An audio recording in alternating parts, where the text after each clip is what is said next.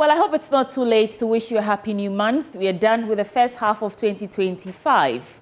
The second half, we have to finish hard. Welcome aboard the AM show across Ghana's 16 regions on the Joy News channel, around the world on myjoyonline.com, on Facebook, on X Spaces, and on YouTube. You're listening to me, Sweetie Abochi. And Samuel Kojo Brace. As I told you yesterday, it's a new month, and there are greater things to happen in this new month. But it can only become a good month for you when you prepare for it. So as I always say, as Sweetie will come here every morning, well prepared to succeed in the day. You can only succeed in this month when you're prepared. So what is your level of preparation? But it's not too late. Just get up from bed, make sure you have a positive mind, and make sure you're prepared for what this new month of July has for all of us. But it's a month in which we're thanking God, right? Well, for how far He's brought all of us. So we need to appreciate Him for what He's done. Normally, we forget that the biggest miracle is us waking up from our beds. We ignore that, but that is the biggest miracle. Because if you're looking for financial breakthrough, you won't get it if you're dead, right? But if you have life, you have everything. You have everything. You have it all. And on that note, let's tell you what we have packed for you on the AM show this morning. Of course, the news is top of our order. And right after that, we get into AM Sports. And after AM Sports, we review the newspapers and the stories captured in there that resonate with you and I. To help us do that, Dr. Kwame Asasante is head Center for European Studies at the University of Ghana. And Dr. Jibril Mohammed is senior lecturer at UGBC, University of Ghana Business School, rather. And then we have Dr. Pakwesi Ediafo Abedu. He's a development analyst. So we have three gentlemen, three academics, I should say, joining us to review the newspapers this morning. And then our big stories. And then we'll delve into the big stories where, the issue about whether the Chief Justice will succeed in her application is now being challenged. Question one application with another. Attorney General moves to strike out Chief Justice Tokono's judicial review application, contending the application contains what he deems as, quote, grave misstatement of capacity, unquote, and fails to include mandatory parties, rendering it legally incompetent. We hear from some legal brains on this matter who say the Attorney General's application is unheard of. Well, also on our big stories this morning, mobile phone subscribers are beginning to heave a sigh of relief after frustrating attempts to load data on their phones, myself included, yesterday, in line with a new directive to increase data by the telcos.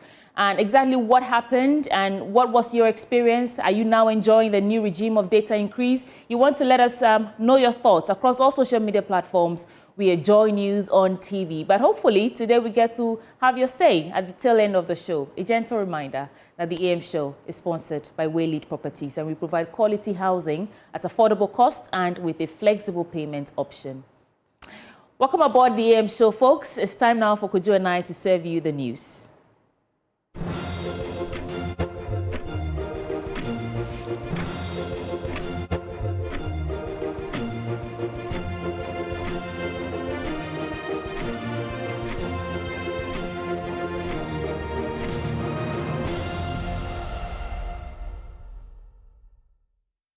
This is the AM News on the AM Show, bringing you details now. Starting with Health Minister Kwabena Mintah-Kandor is calming Ghanaians, insisting there is no cause for alarm over the recent rise in cases of COVID-19 in the country. More than 300 suspected cases have been recorded, with 107 cases now confirmed. There are, however, no hospitalizations and no fatalities. Barely 24 hours ago, Noguchi Memorial Institute warned that Ghana is currently not only experiencing a localized resurgence of COVID-19, but is also receiving cases from different parts and regions of the country. Professor Kofi Boni is the head of virology at Noguchi Memorial Institute. Hear him out. Then way down, somewhere in May, we started getting cases from other regions. Eastern region, we have some few cases there. Greater Accra, some parts outside the university district, the district that university is situated, we have some cases coming in. Volta region, Ashanti region. So we have had cases from all these regions. But you see, what broke the camel's back was 2 weeks ago, where we had an overwhelming number of cases from the university community. That is what maybe gave reason to the circular that the university sent around, that then the university community should be aware of what is happening. so that they will take the needed precautions. So yes, it is not a localized resurgence, I would say. We'll be having these cases, and it is expected because we are in the rainy season. And during this time, we are expecting to have a lot of these respiratory infections coming up, especially the influenza-like illness. Yes, we are talking about not causing severe disease, but spreading very fast and getting a wider scope of people, within a short time. But when we have vulnerable groups within the society, then we should be very careful, because it may not be so severe on the very, let's say, immune competent persons or younger ones. But what about those who are vulnerable in the society? However, delivering an urgent statement in Parliament, the Health Minister explained that the situation is under control and currently confined to the University of Ghana campus. Recent COVID-19 cases are localized at the University of Ghana community only. I'm proud to inform this House that the cases were detected through Ghana's influenza surveillance system and confirmed by the Noguchi Memorial Institute for Medical Research. This national network of Sentinel sites operates across all 16 regions. While many countries have scaled down or even stopped routine COVID-19 testing, Ghana has continued to integrate COVID-19 monitoring into its broader surveillance of respiratory viruses. This foresight and commitment to preparedness allowed us to detect the current outbreak easily and respond swiftly. It is a clear demonstration of Ghana's leadership in maintaining vigilance even at the end of the global emergency phase. This should reassure all Ghanaians that should there be any cases outside the university campus, our surveillance system remains active and ready to detect and respond effectively. COVID-19.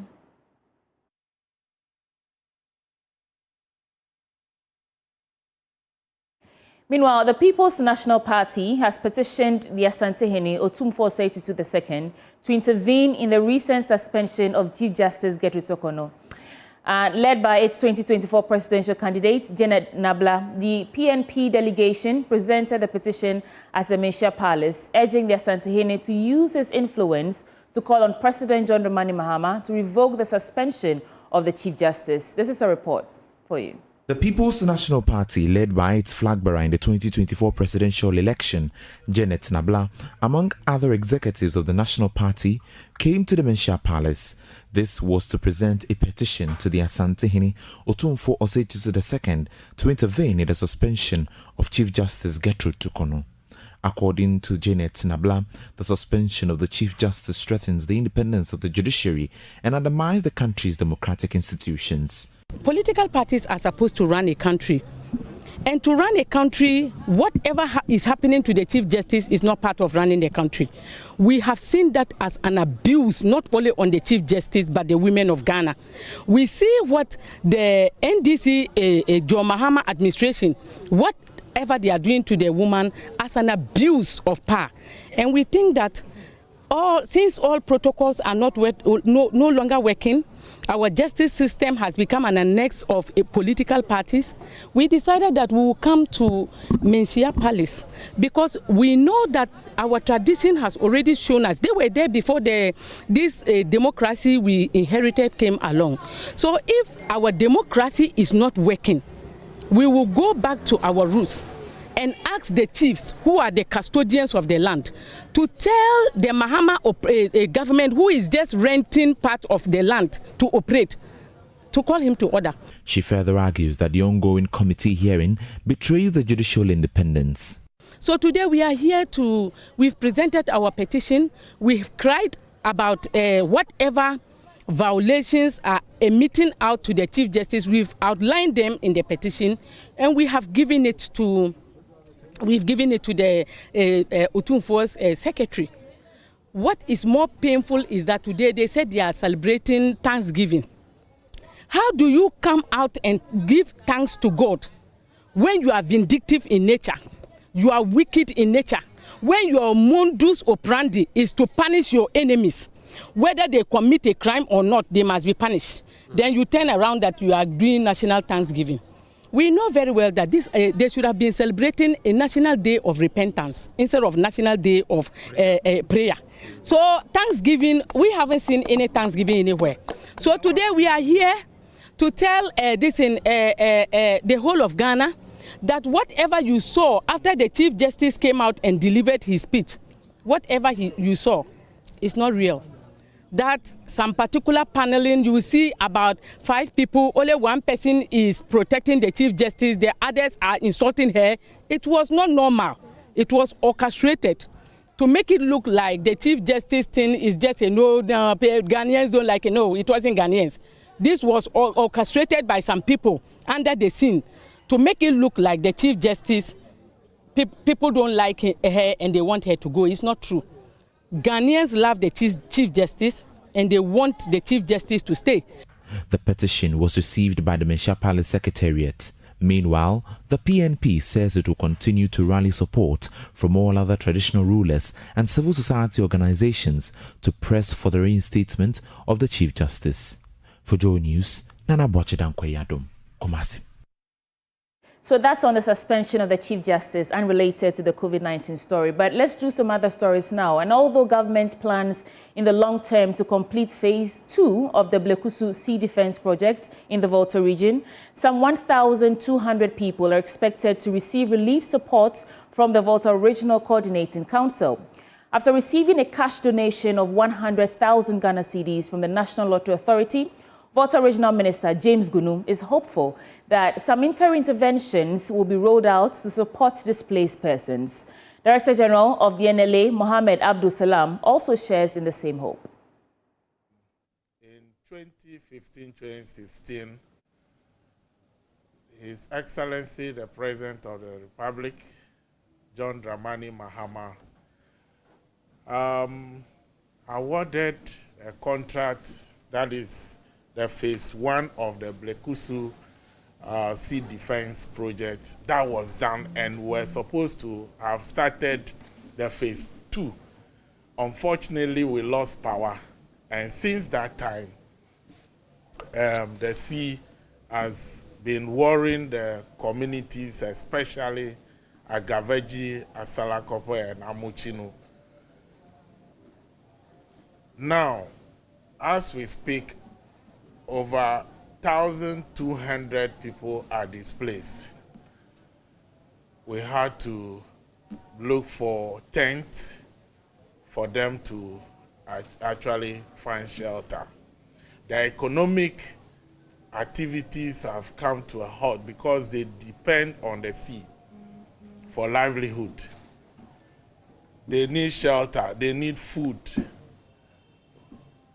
Even though recently, His Excellency the President promised and has fulfilled. In fact, on the 6th of March this year, the President visited the area and saw the things for himself and made a pledge that government will make budgetary allocation for the construction of the phase 2 of the Sea Defense Project. And recently, government has awarded the contract to Amadi to construct the Sea Defense Project, which is going to take about 4 years to do. And it's expanding across the communities, about 8 kilometers. Now, that is the permanent solution that we're all looking for to bring this devastation to a permanent end. However, as indicated earlier, they need food, they need shelter, they need clothing. So as a coordinating council, we made the appeal. And in fact, we've made the appeal to many organizations, and NLA is the first to respond in this positive manner, and we are so much grateful. We are so much grateful for this intervention. It will go a very long way. It's giving me a sleepless night and today I'm a bit relieved. Maybe I can sleep a little.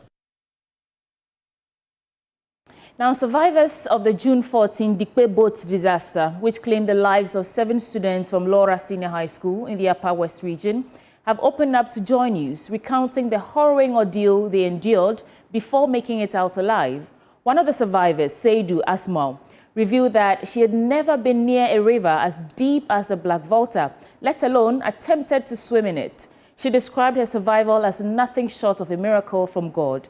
And since the tragic incident, Asmau says she has been struggling with sleepless nights, haunted by the memory of one of the victims, a close friend and steady partner. Joy News' Upper West Regional Correspondent Rafiq Salam reports. Laura Senior High, a school in despair, grieving 7 members of different families cut across the region in a boat disaster. Their age between 19 and 21 years.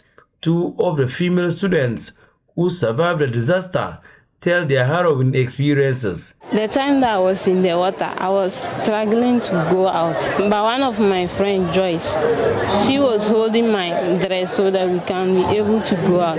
But she was also holding my dress. I also know that I've already died. But she was tired and she left my... Do you know how to swim? No, sir. Have you ever been in water before? No, sir. So tell us, how were you able to come out? Our commander helped me. He backed me in the water and we went out. I tried my best and God helped me.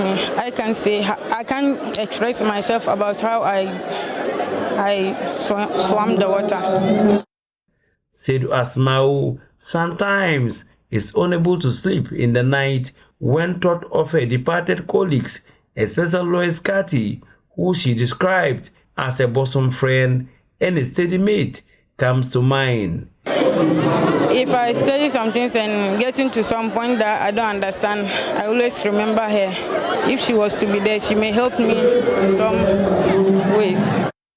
Maze of students and parents crammed to the rafters at the school's dining hall, majority with handkerchiefs huddled and mourned together, wiping beads of tears in comforting embrace, a place to find solace where questions still lingered on about their deaths. As we still speak, we can't find answers to that effect. But what can we say? We have all the parents, we have all come to terms that no amount of words, no amount of grieving can bring them back. However, we are not happy about what has transpired. Paramount Chief of Laura, Napole Cabo III, called for sensitization and regulation on the use of the boats.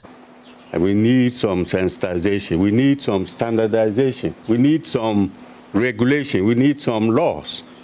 And this is where I'm trying to appeal to the Assembly that on bylaws and some kind of registering of boat operators for the passenger traffic.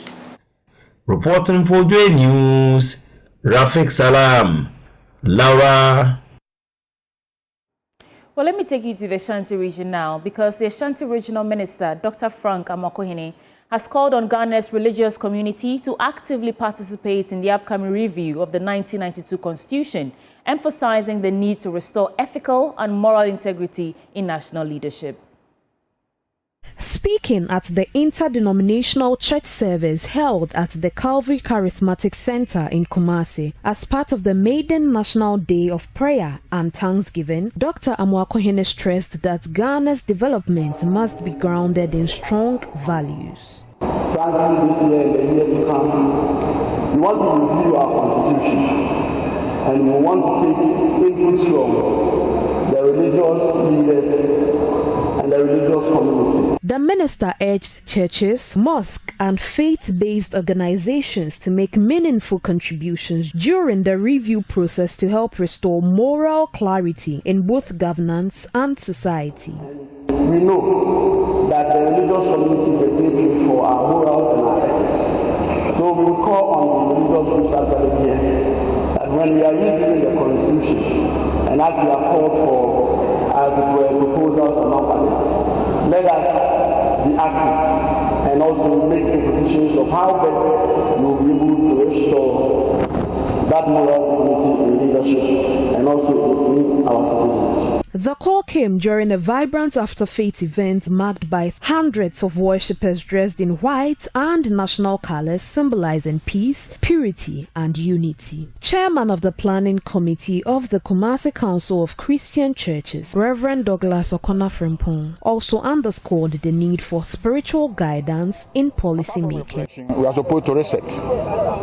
And we prayed for the executive, we prayed for the judiciary, we pray for the legislature and all our opinion leaders and the entire citizenry that God should help us. Those who are making policies, God should guide them. God should give them wisdom so that they'll be able to make the right policies for the development and the prosperity of our nation. The event was themed Reflect, Reset and Renew for National Prosperity. For Joy News, Erabna Akwe Kumase.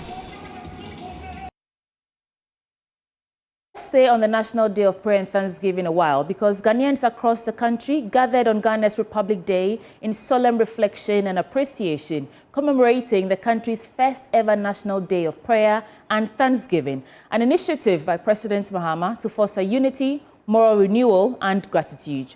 At the Victoria Park in Cape Coast in the Central Region, Minister Eko Penyi Eduamwa Ochre urged Ghanaians to reset their minds regarding proper sanitation to allow the country save funds to pursue beneficial development projects.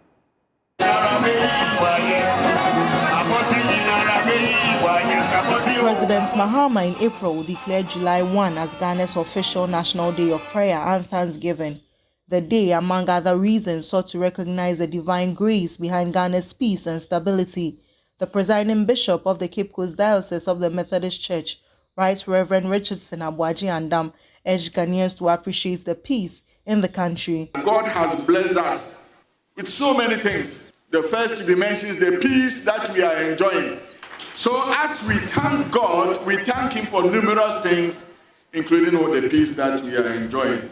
And we have to ask for pardon and change our ways of life.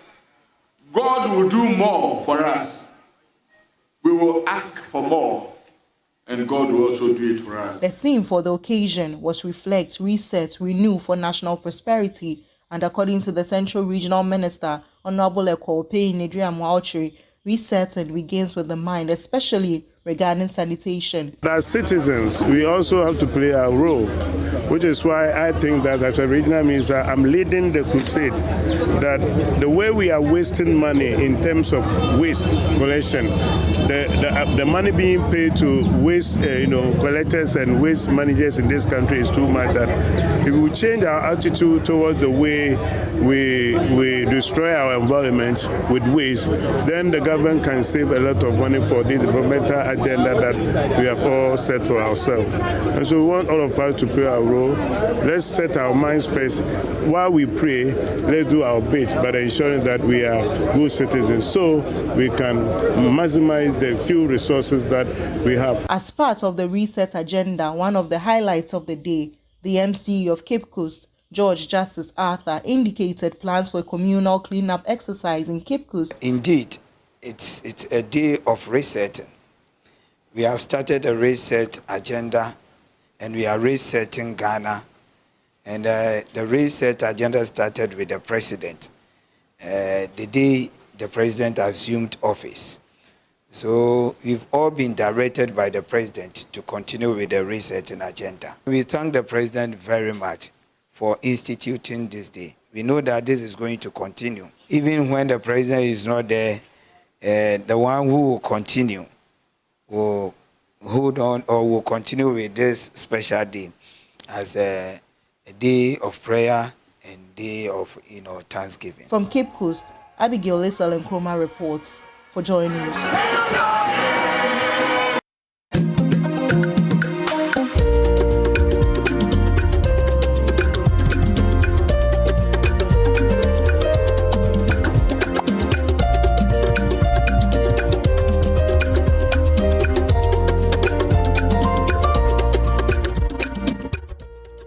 Well, you know what the story is about. Imagine getting a second shot at glory and still watching it slip away. That was a heartbreaking reality for Half St. Senior High School in the Western Regional Qualifiers. After falling short in their first contest, they were handed a rare lifeline due to the absence of 2 schools. But Shamar Senior High School had other plans for them, dashing their hopes with a commanding win. They were joined by 2 other schools to qualify to face off for the regional championship title. And my colleague Adobe Asari gives us more. After losing their first contest, Halfa Sini was given another shot due to the absence of 2 schools in the next fixture. But luck wasn't on their side.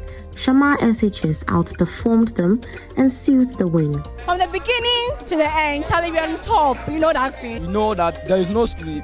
We can beat all of them. So I'm grateful for what my people have done. We are very grateful. Secondary college students danced their way out of the quiz center, confident that this could be their year to claim the regional championship crown. For Sekeni College, there are only 2 schools in Ghana, Sekeni College and the rest. So we are really prepared. Meanwhile, St. Mary's Boys Senior High School continued their impressive run, securing a 3rd consecutive appearance at the national championship. And they didn't just win, they sent a message to their rivals. St. Mary's Boys Senior High School is coming. Friday. Coming home. It's coming home. A message for St. John's. Even though you are the current regional title holders, this year you are coming for it. Ghana Secondary Technical School. Yes, we are coming for you. We are coming for you. Okay, so these are boys from St. Mary's Senior High School, sounding warnings to all of you. Mary's Boys. Yes, please. Yes, please. Hey, sorry. Yeah, so St. Mary's Boys Senior High School, they are coming for you and they said I should tell you. So prepare for them. For joining us, my name is Adobe Asari. My name is Fletcher Oreku Interfu. Well, that takes us into our business update now with Samuel Kojo-Brace. Let's do business update now, but we need to start from the currency market to know what's happening there.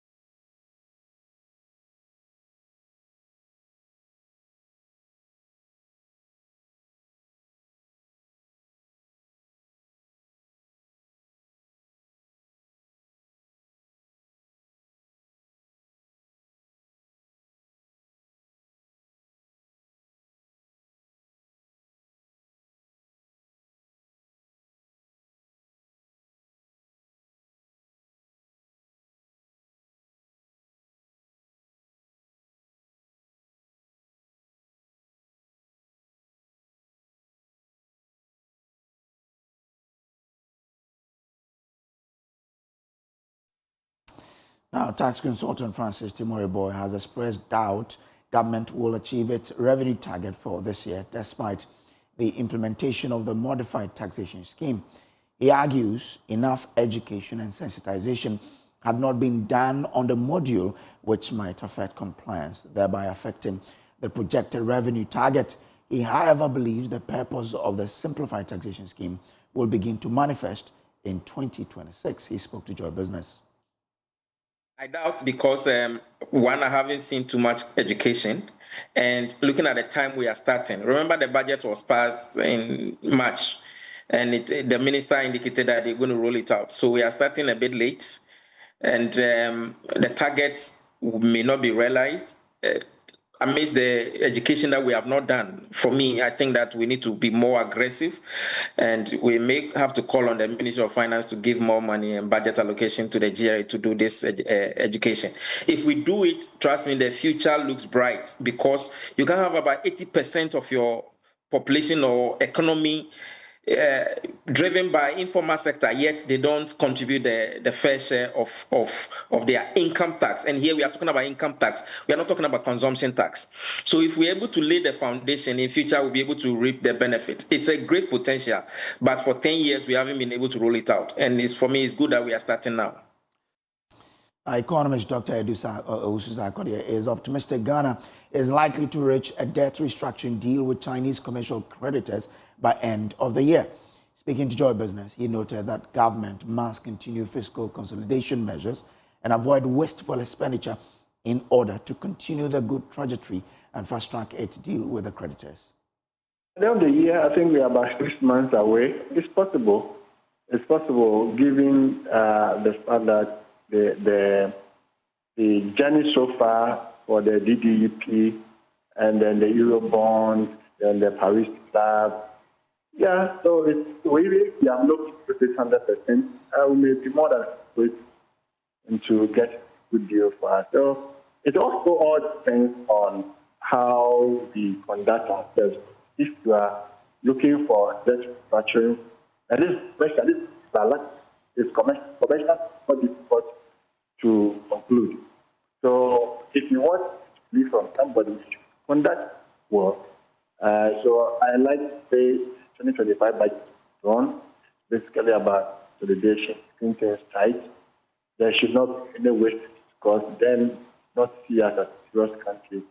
So I want to commend and advocate that we should still continue to stay committed to whatever the budget. I'm sure if they're serious, they will be able to also meet us halfway and give us this due by the close of the year. Let's conclude the business update with what's happening on the commodities market.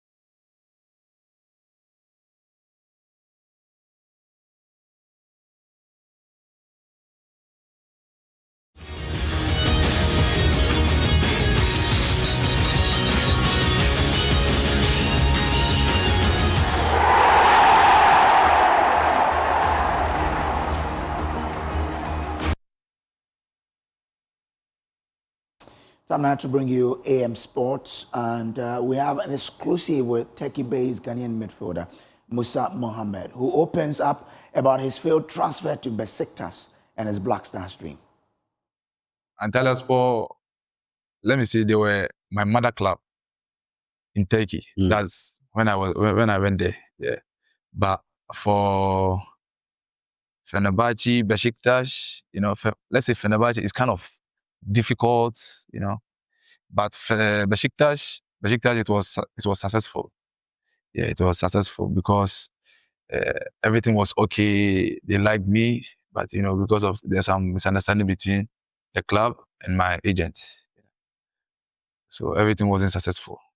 So can you touch a little on the misunderstanding, not going into details? What happened? It's just because of money. Yeah, because of money, nothing else.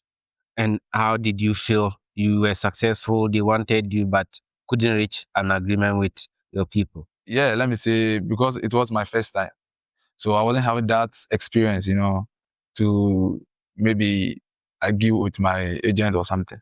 So he just told me that this, that. Then I just let it go. So that's when I went back to Antalya. So from Antalya, like I said, it was my mother club, so they knew me already. So, and finally, when I was going to sign my contract, and there was a transfer ban, so I wasn't able to sign for them. So they took me to the first division for loan, but they were having a deal with them.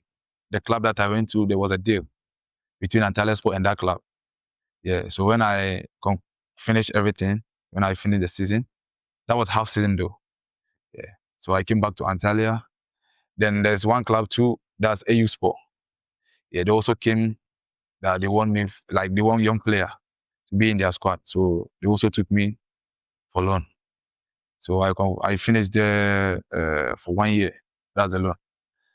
Not knowing Bodum Sport was in 3rd division. 3rd division, foreigner can't play. Yeah, foreigner can't play in 3rd division. So likely they promoted to 1st division. So when they came, then Antalyaspor, those who was controlling Antalyaspor, they called me that, okay, finally Bodum Sport is in the 1st league, so I can play, so I should come back. Okay. So I want you, how did it feel like we all of us here, we know about Besiktas, and you had a trial there as a young footballer, you are successful, but they couldn't reach an agreement with your agent for you to sign. How did you feel knowing that you were successful, but just couldn't sign for them? That could have been the changing point of everything in your career. Yeah, like I stated, there were a big players there. I saw big players there. Let's say the saying of Bernard Mensah, Atiba. I don't know if you know him. There was Atiba. There was Nkudu. So I was kind of a little bit down. Because such a big club. Such a big club. If they like you, I think it's a good thing. But what can I do? Nothing, because that's the beginning of my career. So I just let everything pass. Yeah. So when you finally signed your first contract, how was the feeling? Yeah, it was great, because that's what I wish, and that's what every young player wish. To start from Europe. And as you can see, till now everything is okay. Yeah, because from the beginning till now, I may say Allah has done a lot. Yeah. Let's talk about your current season. All right. You featured a lot for your team, but unfortunately, you couldn't maintain your place in the Turkish Super League. How will you assess your performance in the current season? Okay, thank you. Let's say from the beginning, the club didn't sign, a lot of professional and experienced players. Let me say experienced players, because as far as you are in the Super League, you are a professional player. So we started good. Yeah, let me say we started good from the beginning till I think the middle of the first half of the season. Yeah. So there's this coach that the board brought in the middle, that he changed everything, that he made the club lost a lot of points, and the players wasn't happy, a lot of problems and issues. But at the end of the day, what happens has happened. Nothing we can do. And also I think the board too was having a little bit of difficulties. Yeah, so it's part of the relegation and everything. Yeah. And you personally, like yourself, how will you assess your season? Yeah, I would say it's great. And my first time in the Super League, playing with a lot of big players as Osimhen, Zeko, Amrabat, Martins, I may say it's good, because that's my first experience playing with such players. And not per me, but from the board, from the club, outsiders, from my country, my friends, and some, big clubs outside Turkey, they are, appreciating and congratulating me for this season, what I've done, so far. So I may say it's good. It's good. It's a very good experience. And as the last time you saw yourself, so I may say I'm doing something good. Yeah. So how did it feel like playing against Osimhen? Yeah, let me say it's good, because it gives you a lot of exposure. It makes a lot of it builds a lot of opportunity for you because there are a lot of agents. They would like to watch Osimhen. They would like to watch Galatasaray. So they would like to watch big clubs like Fenerbahce, Trabzonspor, Besiktas. So if you are playing with such team and such players, I think it's good. It's good for you, the player. Yeah. When you are going into such games, how do you psych yourself up, and what do you tell yourself going into a game like that? Okay, I'm not a scary person. Yeah, I'm not a scary person. I'm very bold, and I have that confidence. So in such games, I feel like it's a normal game for me. I don't feel any pressure, like nothing. Yeah, I just feel confident and just go on a pitch and do my work. That's it. Against Fenerbahce in particular, I paid attention to that game and you did quite well. How did it feel like coming up against a coach like Mourinho, and there's also Alexander Djiku there? How did it feel like facing Mourinho?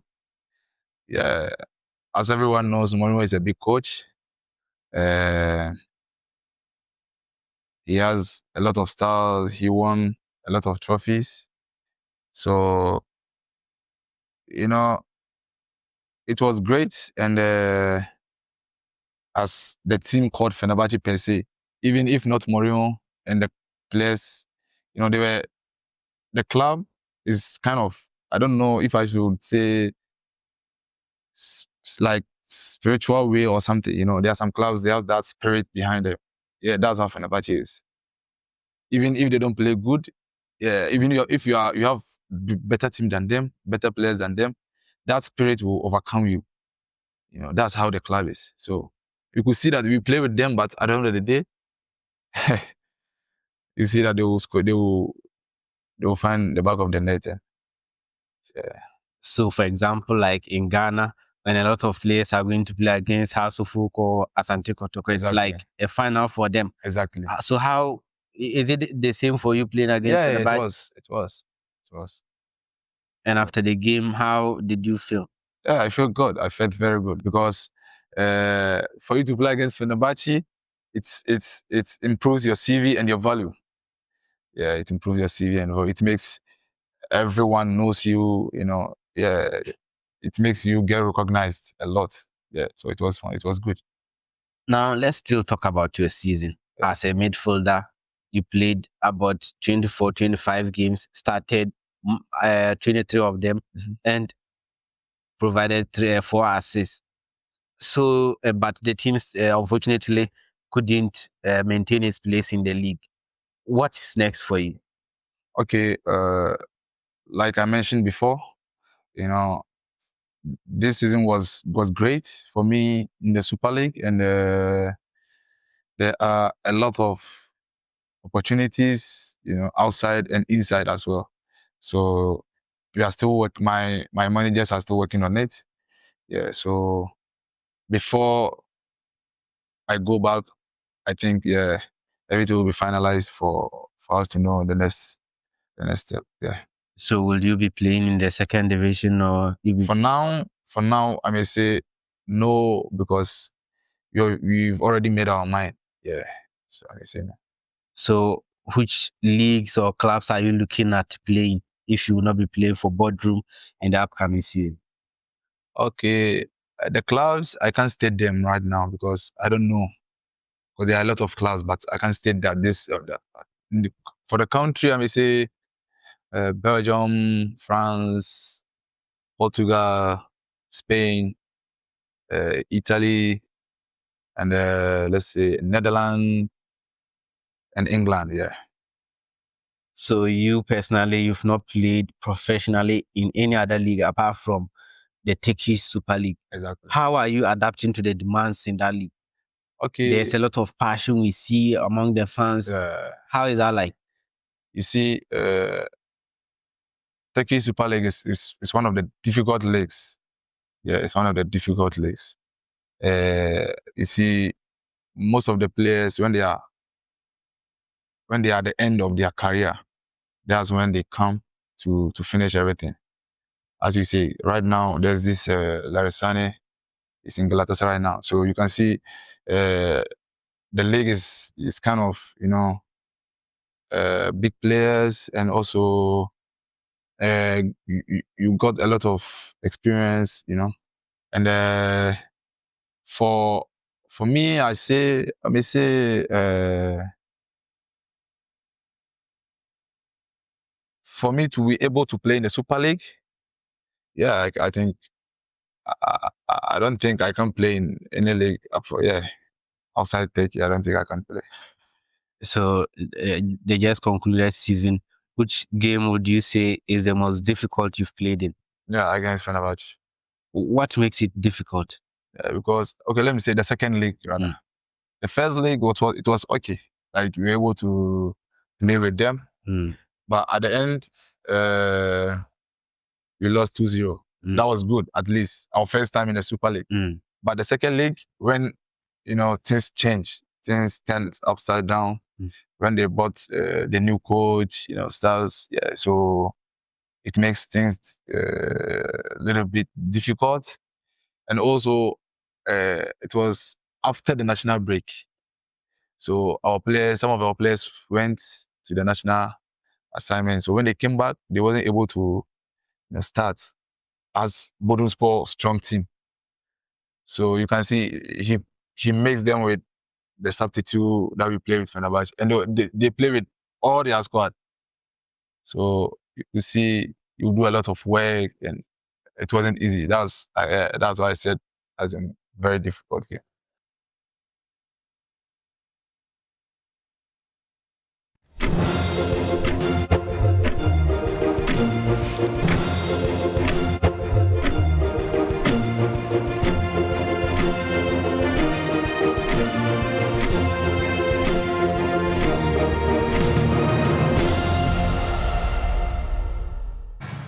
Welcome aboard the news review segment on the AM show. It's time now for us to get into the papers. But before we introduce our guest to you and before we get incisive with the papers, let's tell you about Waylead Properties Limited. Because Waylead Properties, if you're thinking of a rewarding investment you can engage in, then Waylead Company Limited is your preferred choice for such investment. Waylead is a real estate company with several developments to its credit in Accra. And invest in our new development, Willow Lane, where elegance will meet tranquility in the heart of Accra. We provide quality housing at affordable costs with flexible payment options, in addition to 24-hour security, reliable power supply, and other social amenities to make your stay a memorable one. Why don't you give us a call now on these numbers?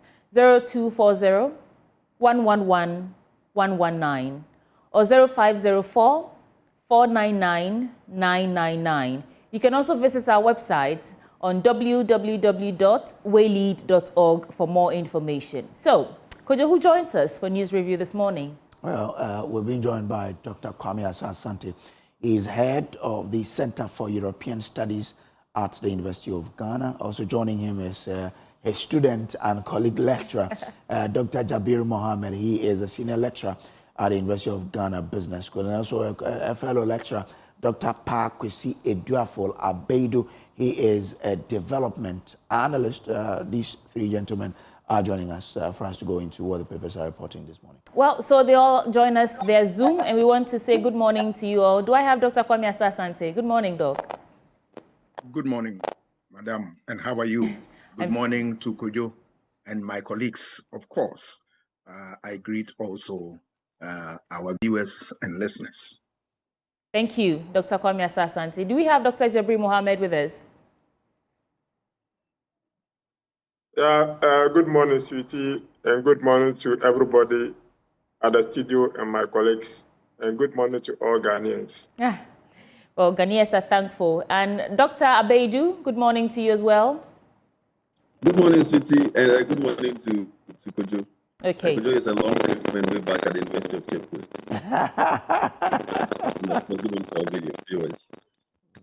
Doc, you have some interference with your microphone, so perhaps you can fix that. Let me start with Dr. Jabri Mohammed. Doc, it's time for you to share your thoughts with us, reflections on any topical issue that has caught your eye. You have 2 minutes to do that. Dr. Jabri Mohammed. Thank you, Sweetie. I think within this week, I saw that there has been some work ongoing regarding our street light.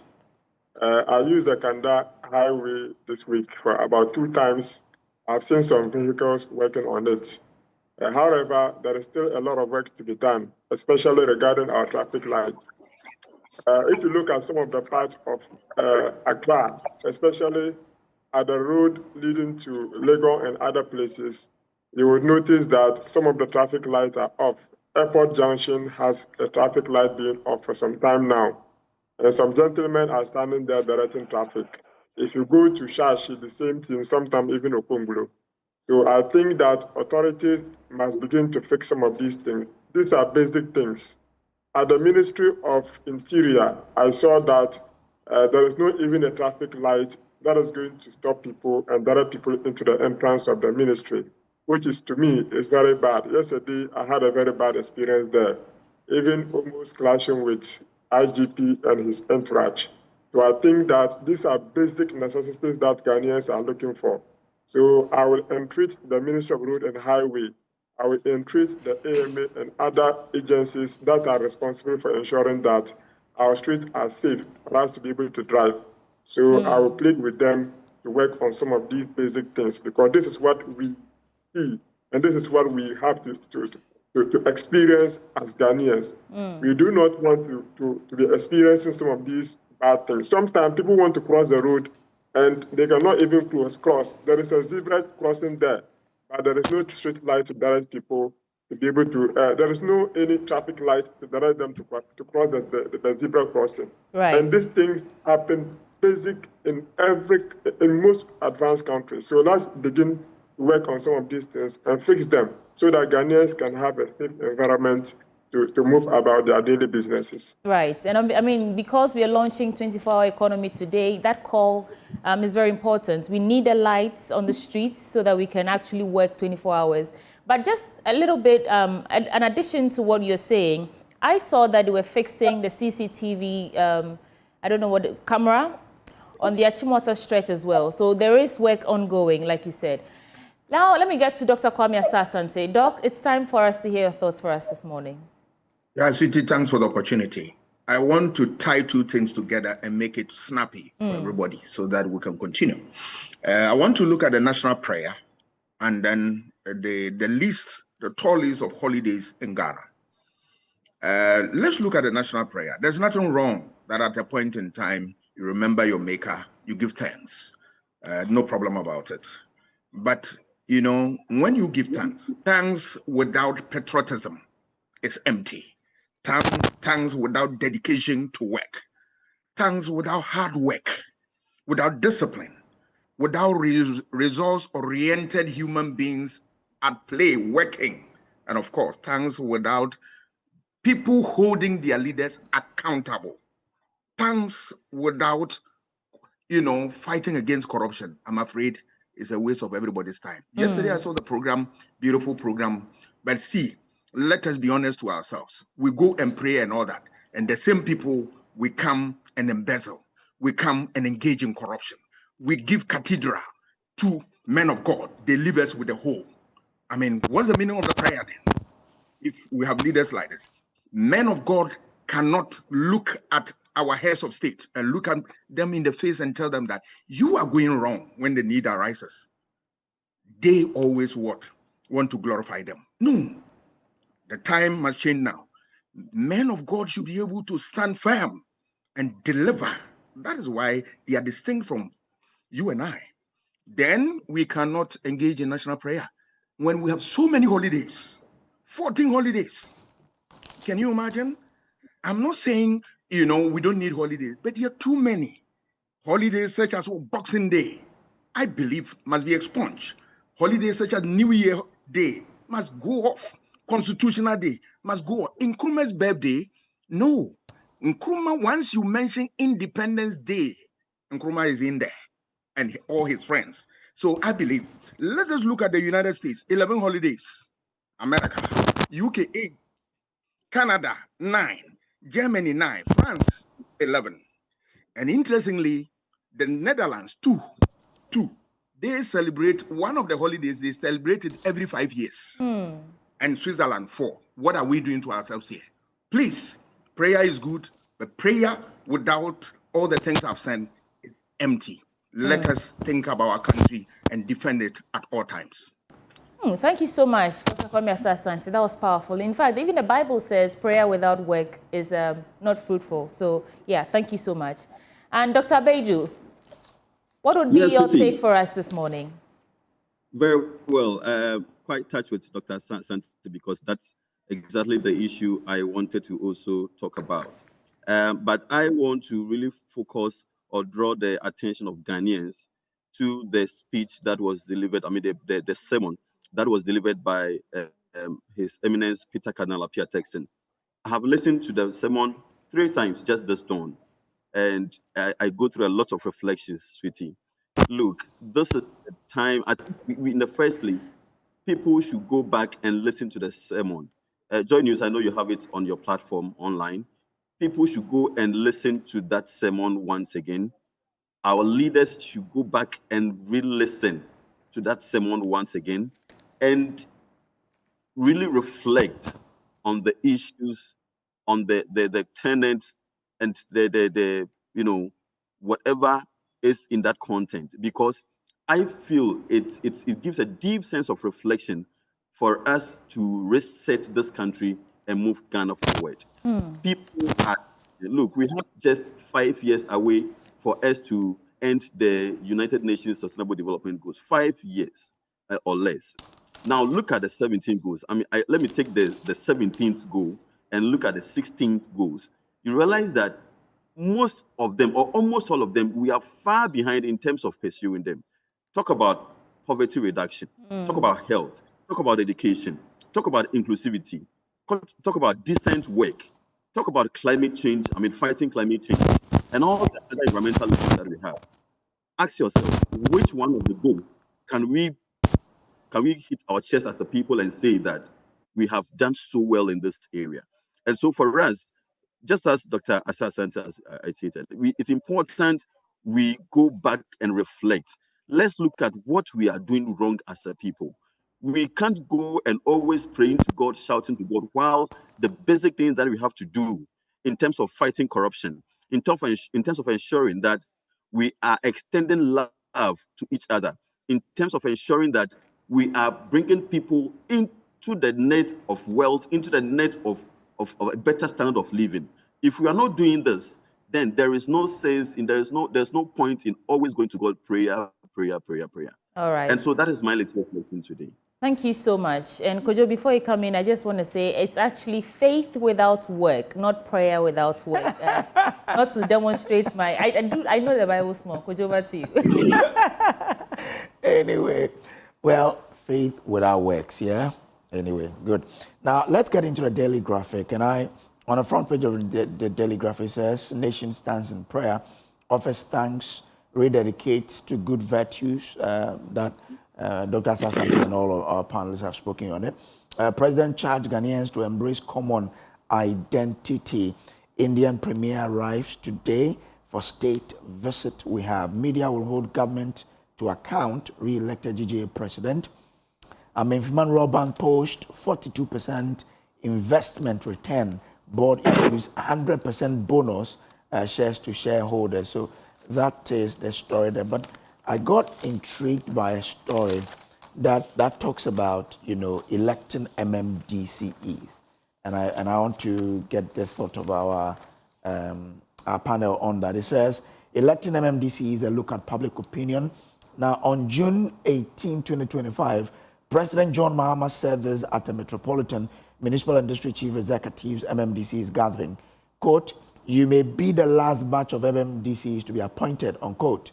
This is a sign that the Mahama administration will revisit the issue of electing MMDCs. Dr. Asante, we've spoken about this before, but this is quite important because over the years we've said the issue of the president having authoritative powers in appointing almost every office holder in this country is something that we need to deal with, especially when it comes to local level heads.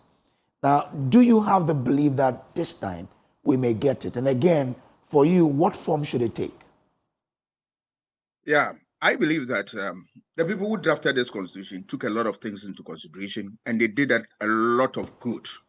But I also believe that they handed us to, the biblical sea monster of a Leviathan. What I mean by this, that they handed the whole state to a president who has almost all the powers that you can think of. And you know from Lord Acton's dictum, anybody with power without necessary checks is likely to abuse it. So I have always had the belief that we need to be able to reduce the powers of the president so as to ensure that we glorify that provision in the Constitution that power emanates from the people. It is as if that the president is the one that power emanates from, but we own the power, and we must it must show in all the things that we do. So I believe that that opportunity which Nana Akufo-Addo gave us to look at it from the point of view of a referendum, which would blew it away, I think that we must go back to the drawing board and then see to elect our municipal, metropolitan, and district assembly officials, all right, so that at the end of the day, we will get power emanating from the grassroots to the top. You have at the national level elections, which cut across all the nook and cranny of the country. But at the grassroots, no nomination, appointment, and so forth and so on. Let us have a system which is uniform so that we realize that power is flowing across board. And at the end of the day, we'll have a democracy that will stand the test of time. Because a democracy without the people at the grassroots taking part in electing their leaders from time to time, I'm afraid it is a democracy that doesn't have, the gravitas to be able to stand all the conditions that are against democratic rule. Right. We need to firm this democracy, make sure that we consolidate it, and then we develop what the democracy scholars call the democratic quality. Thank you, Doctor. And let me go to Dr. Abedu now. I mean, this conversation is not only starting now, and thankfully there's a constitutional review underway. So, I mean, our voices, your voice as panelists, development experts will go a long way if the committee decides to heed them. What do you say to this? Of course, the question is whether to elect them along partisan lines or not, but let's hear your thoughts on the matter. Very well, thank you, Sweetie. You see, the twist of this issue is also about accountability. Now, what we have currently is that the nominee, the district or the MMDC, the executive, is responsible to the president, whether by structure, by form, or by functionality. What happens is that whatever that he or she does at the district level, he or she feels that obligation to satisfy the interest of the president. However, the people in the communities, the people in the electoral areas are the reasons why the DC or the MMDC is there. And so if the local people do not have a say or are not able to have a say, of course, we know that the various assembly members validate, confirm the nominee or the nomination by the president. However, to what extent are the people able to influence who is to be nominated? And so it is important that among the people, among the locals, they elect their own, someone they feel understands the issues in the communities, someone based on their understanding of the person's knowledge about the communities and the aspirations of the person for the communities or the district. The people elect such a person by themselves so that at the end of the tenure, they'll be able to hold that person accountable for whatever impact that he or she is going to make. And so for us, it is very important. It is not too late yet. We are very happy that, the Constitutional Review Committee currently, the engagement is ongoing. And I know for a fact that these issues have been echoing almost at all the engagement that they are having. It is important that they factor it very seriously and ensure that this time this will not just be about theory, it will not just be on paper, but we actually implement it. I just want the president to be mindful of saying that the current the MMDCs may be the last. The president shouldn't say may. They ought to be the last MMDs you're going to have to be nominated. The rest should be elected. Thank you.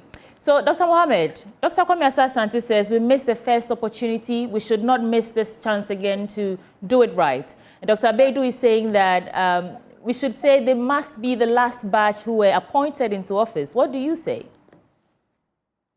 Well, everybody has their own view. And for me, what is the rationale for electing them? Number two, are we going to have another house for them to be representatives? You see, we have already been electing parliamentarians. What has been the impact of the parliamentarians on the local people? Are the parliamentarians just going to make only the laws for the country? They are representing their people. And mind you, this is a lot of money, additional money we have to commit. And secondly, are we going to have, as I said, are we going to have another house for them? And what is going to be their mandate, quite distinct from the parliamentarians? Is it that we are going to carve in a particular way of resources that we are going to allocate for them aside the District Assembly Common Fund, which is even something very little that the DCE and even the MP usually fight in terms of that resources? So we have to look at several constraints and several subject to a lot of objectives, subject to a lot of constraints that we need to address as a country. So we need to proactively examine the context within which these people are going to be elected. What are the resource constraints that they will have to have? Because you see, that mantra of political gimmicks will continue to run as a country. But if it does continue to run as a country, what is going to be the benefit to us as a country? So, I mean, yes, we always say that let's go and elect them, let's go and elect them. Are they going to be different from the MPs? Are we going to have them on partisan basis? Are we going to tell them that they should just come and be elected like the way we elect the, what do you call it, the assembly members, because assembly members are elected. If anything at all, the people have to elect people. They elect the assembly members, and it is the assembly members who go and authenticate who is put there as a district chief executive, because they have to go there and go and validate the person. So it means that even though the GC is elected, is appointed by the president, indirectly, the people take part in deciding who become the GC, because they elect the assembly members. The assembly members go there and elect the DC to represent them. So there is a chain of layer of, what do you call it, election coming from the people themselves. But Doc, don't you agree that when you allow the DCs and MMDCs to be elected, such that one comes to office with his or her own plans, and he knows that if he or she does not deliver on those promises, the people will not renew his or her mandate? Wouldn't that be more beneficial than to say he or she is at the whims and caprices of a president who can appoint and disappoint him at any time? I'm telling you that, yes, it is good. But the fact of the matter is that we have elected, what do you call it, a parliamentarian. What has the parliamentarian done for them for the 4 years? And also, if you go in the DCE that you are going to elect, what is going to be the resource allocation to the DCE? Because you can elect the person can go with the plans. If the person do not have the resources to execute the plan will never be executed. It's just going to be on paper. Okay. So let's streamline them and see what kind of roles can they play. What is going to be the resource allocation? Are we going to have a separate resource allocation to them, quite distinct from the money that is given to them from the top there, and say that the MP is also MP Common Fund, District Assembly Common Fund, whatever? Are we going to increase the value of the District Assembly Common Fund? And if you are going to increase the value of it, are we going to elect them on partisan basis, or we are going to elect them just anybody at all can stand for it? So let's try to define this thing very well. You see, there is something called mind mapping. We have to map the responsibilities against what we want them to, what we are trying to do. Okay. Sometimes we just say, let's elect, and we elect them, they go and sit there. We don't even map up what they are supposed to do. Look, it will surprise you. If you go to the district assemblies, unless a common fund is in, that is when they begin to do anything. That looks something. You go there, even the district chief executive is not there. The whole building is there. Nobody is even there. You understand the point? So we go and elect them. We don't even have a house. Are we going to have a sub-house of representative? Let's say we have another house that look at a lower house, then we have the parliament, which is the upper house. Are we going to have something like that? So let's be careful with, let's elect. Then all of us, we move there, then we go and elect. At the end of the day, we begin to criticize them that they are not doing A, B, C, D. Meanwhile, you have called for that, and the politicians have done exactly that for you. And when they have done that, they have not empowered them. There are no resource allocation. They don't have the power to generate their own resources to be able to man their own affairs. So let's look at it from a point of allowing them to generate their own resources, take care of their own activities. Then after that, we move on and say, okay, fine, now let's elect them. They now have the resources. But so I think that has started, Doc. I'm unsure about the exact figure, but sometime last month or so, we're told that they now get more access. They have more access to the District Assembly Common Fund, and parliamentarians rather now play an oversight responsibility or role in terms of how they disburse or expend those monies. So I think they've started with giving them more control over the funds, and I think that's the step. I think it's just part of the processes that they're going to take so that we can start electing them.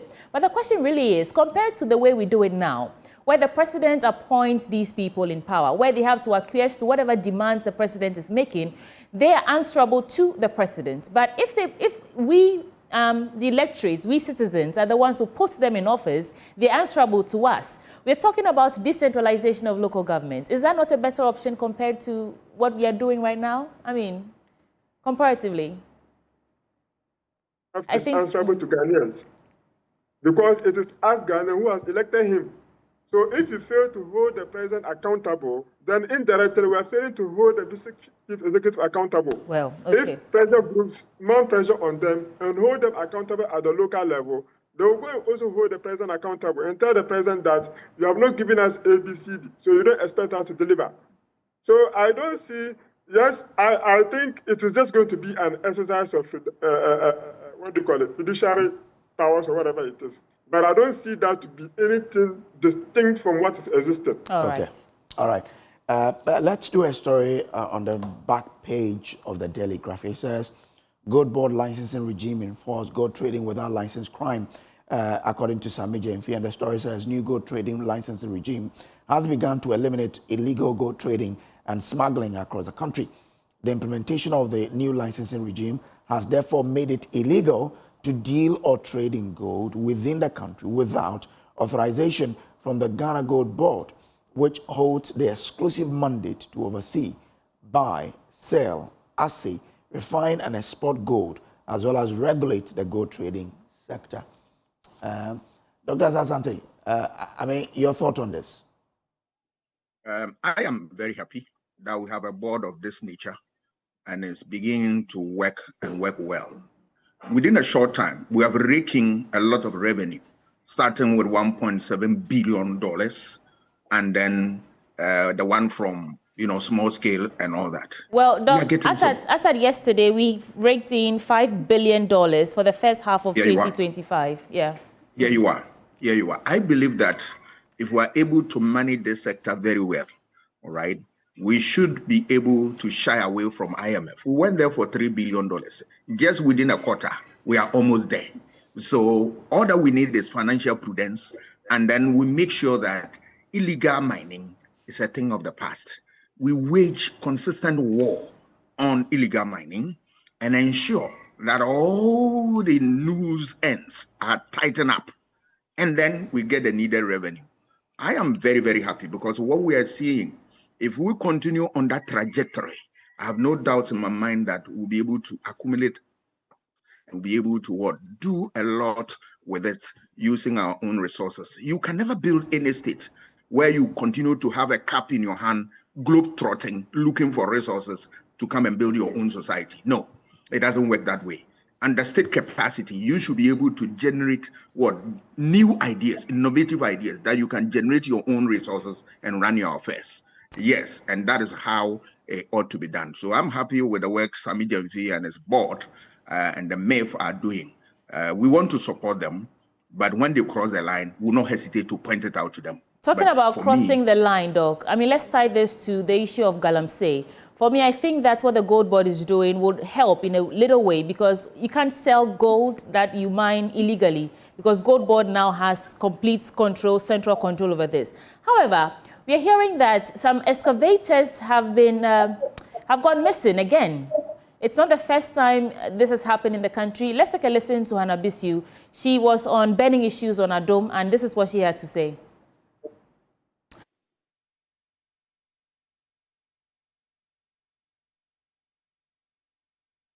Have the resource, logistics to move those excavators from where they were seized. And the next day when they went there, they found only 7 out of the 40 excavators.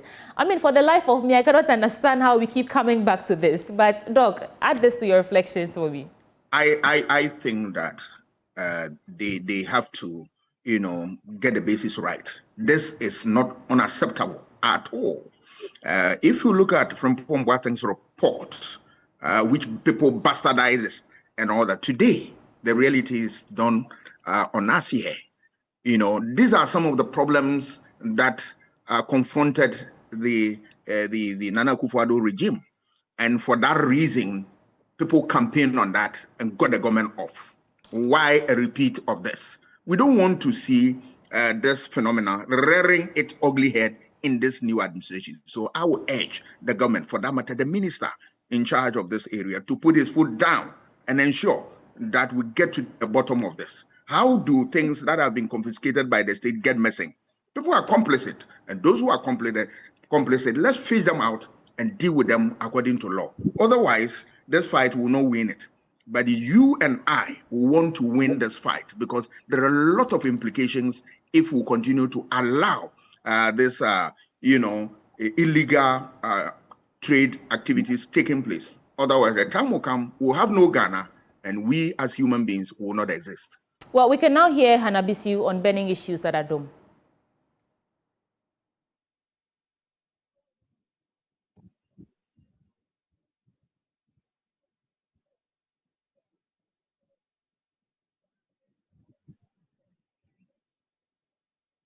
For that video. Dr. Abedu. Yes, sweetie, you see, whenever I hear about the good board, my dissertation, my PhD thesis coming to mind, because it was one of my recommendations. Okay. In terms of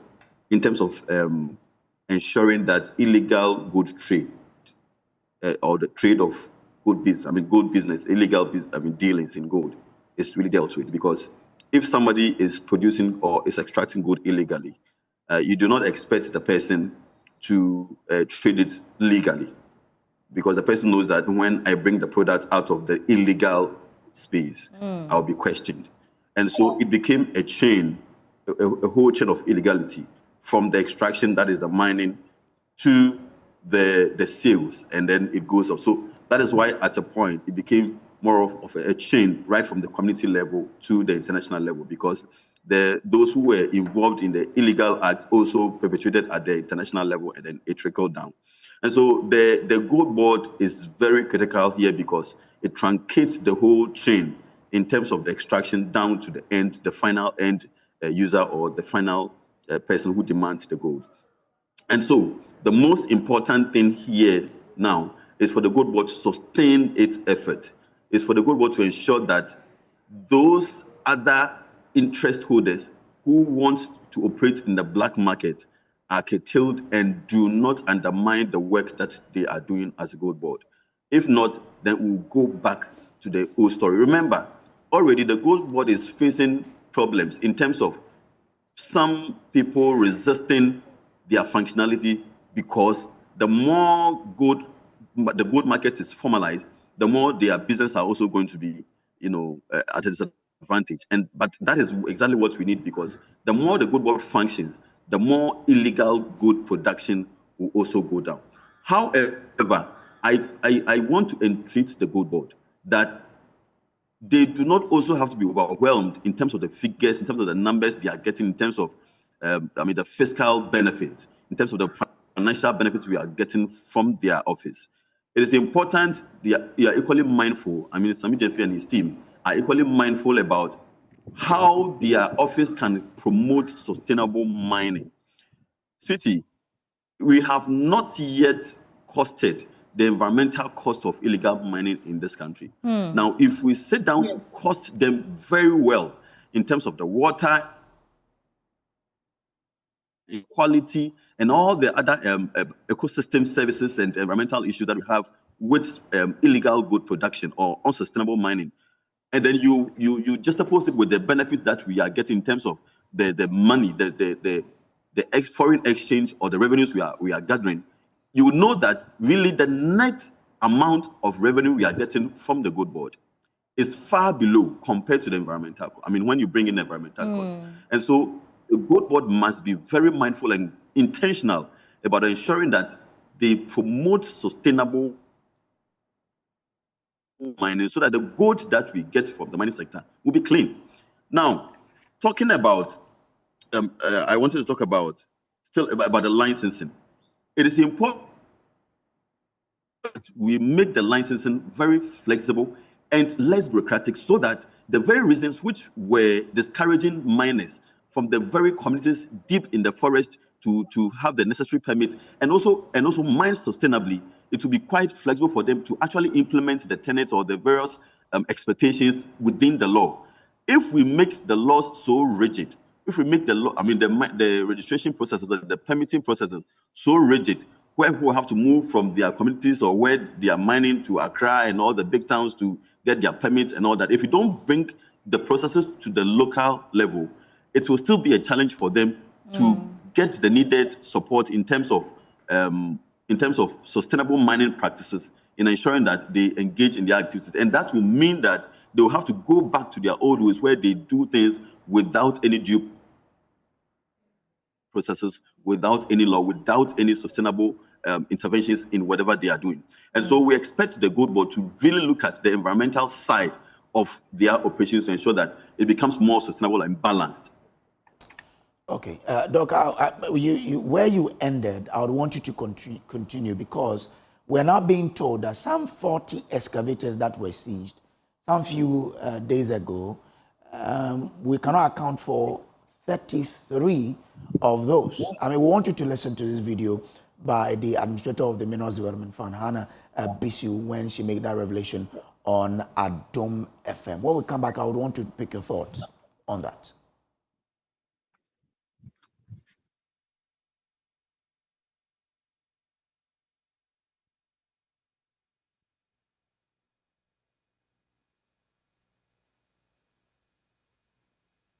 Ehona tie ehonom na meni prosini no commander ne kokonto kwan. Enti wo dia said na nyan ne dia machi akosio. 40 excavators na. Ochi ya na wunya low bed no. Ade e be chi onya low bed o ko e free 40 abana be ka 7. Yes sir. 33 etimi free nwura mu o. Yes, enti this time na me call at a time no die. Me the engineers call. Uniform and non-uniform, both military and police. Ekoi. And I miss me shame. If I no mutu to at you. Nancy Domule ambush. Tina meka se menu nama minsroshi. Oyodi ma funya me. Enti ya kono ya ye nyeme wie na engineers no some de track abon na ma ye na yentimi movie no musoso ehun se ye ye no factory na track anka ho enti omombo nimdie esi from no makeka na emesi 87 anyway. The administrator of the Minerals Development Fund, MDF. Now, to paraphrase a bit of what she says that they went into one forest to seize 40 excavators. Now, the next day when they went, they couldn't account for 33 of them. that they only found 7. Because when they arrested the 40 excavators, they didn't have a low bed to transport them. So the next time when she was going there, she went with engineers, went with low bed, so that when they arrest, they're able to, to take away from there. But Dr. Ebiafol, I mean, you spoke about the fact that the gold board should also deal with the environmental pollution of illegal mining. Now, hearing that 33 excavators that out of 40 that were seized cannot be accounted for, we've seen this before. I mean, why does this keep coming back? Is there something we should do that we are not doing right? And that's why we embolden people to have that capacity to, I say, get the excavators to fly when we cannot take them to wherever we want to, conceal them until we are ready to pick them for whatever need we want to use them for. This is exactly the reason that I, for example, have always been advocating for a very radical approach in terms of dealing with small-scale mining, illegal small-scale mining activities in this country. Look, it tells you how entrenched, it tells you how robust the whole framework for promoting or to ensuring that the illegal mining activities are sustained irrespective of what government does. And of course, I'll talk about government. Who is even government and how is even government involved in this whole or contributing to this whole condition of entrenched illegalities within the small-scale mining sector? Look, there are lots of interest in small-scale mining. We must accept this and take it as it's a fact. There are a lot of interest in small-scale mining. The interests are not just concentrated or centered at the community level. It's not just about that young man, that young woman out there in that small village who we think is hungry and is therefore looking for gold to survive or as a means of livelihood. It is no more like that. There are so many other interests, from investment interest and from trade interest, wealth creation interest. And so gold mining in this country now is just about people trying to seek for wealth and not just about people being hungry. And so a lot of accomplices come into play. A lot of influential people come into play. A lot of powers come into play. And that is why we are we are always having incidences like this.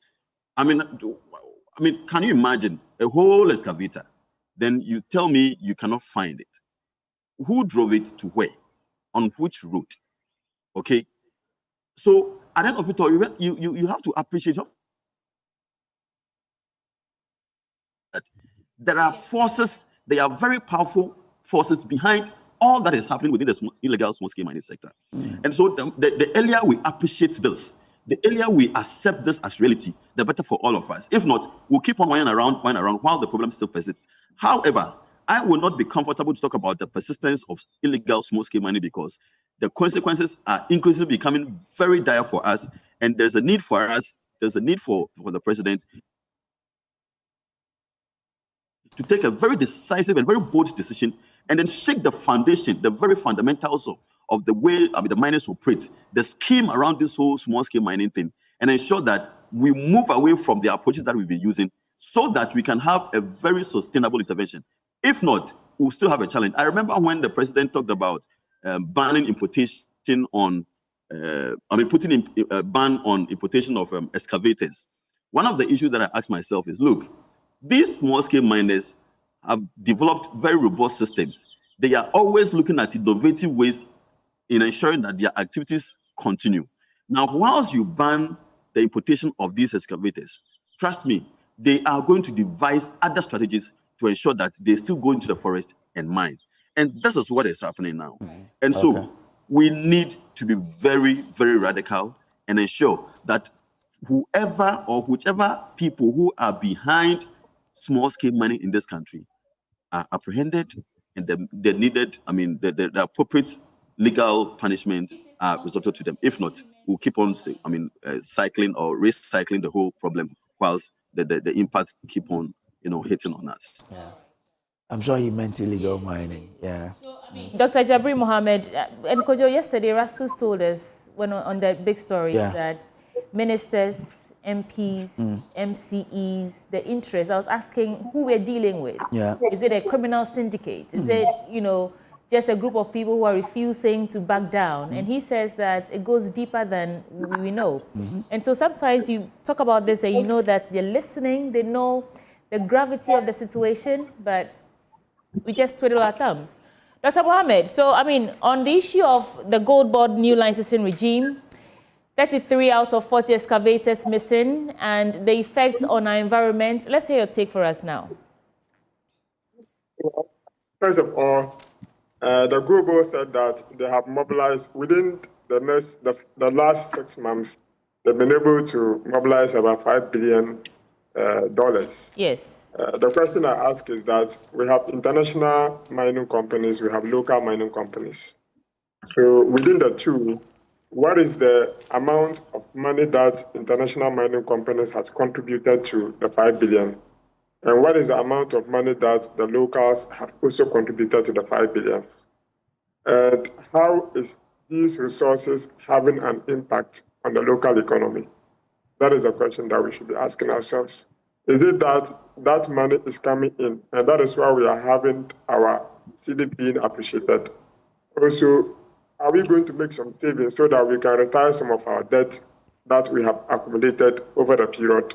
Is the effect going to be so pronounced that we are going to have a very good, very direct impact on the lives of the people as Ghanaians? Now, on the issue of the licensing, you know, yes, we are advocating for decentralization of the licensing, where you have to allow that the license is being brought to the people, the very people who need it, so that we can properly regulate it. Yes, that is a very good call to make, because you cannot keep them far away from where the people are. But in as much as you can keep it far away from them, distance shouldn't be a problem. That doesn't mean that we should not allow them to pass through the right procedure.